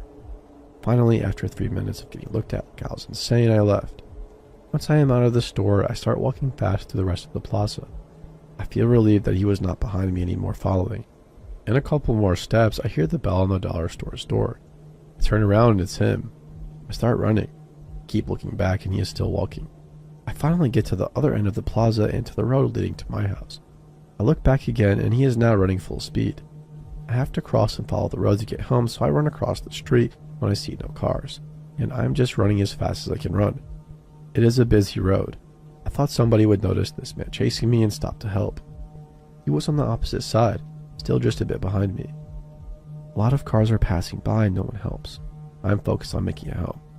I did have some luck that day.